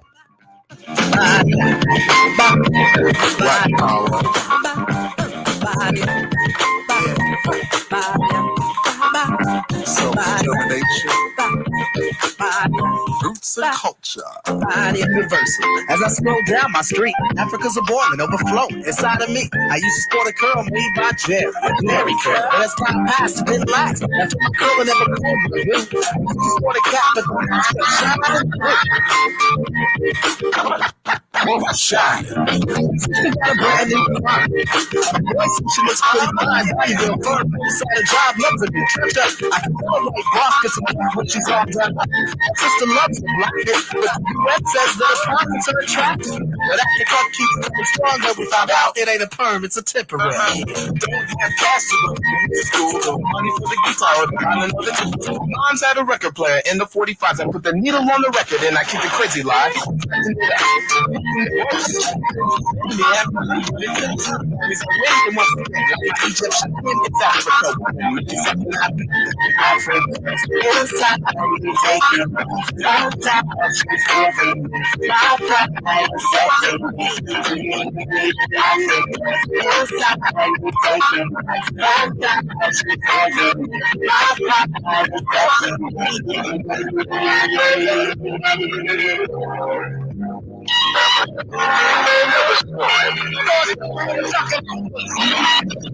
Man across these waters, spirit making my daughter.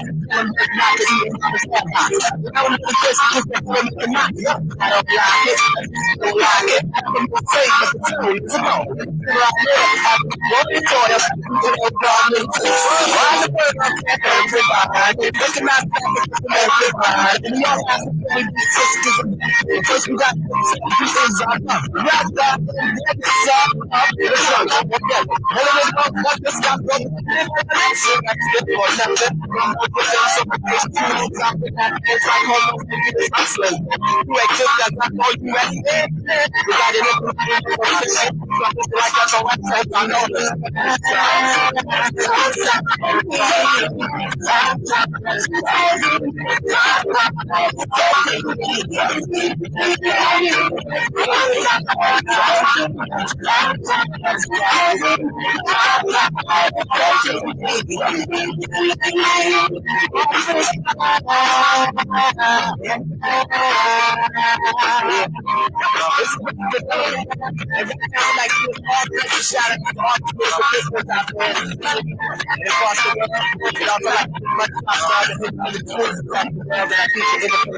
Especially that passion type.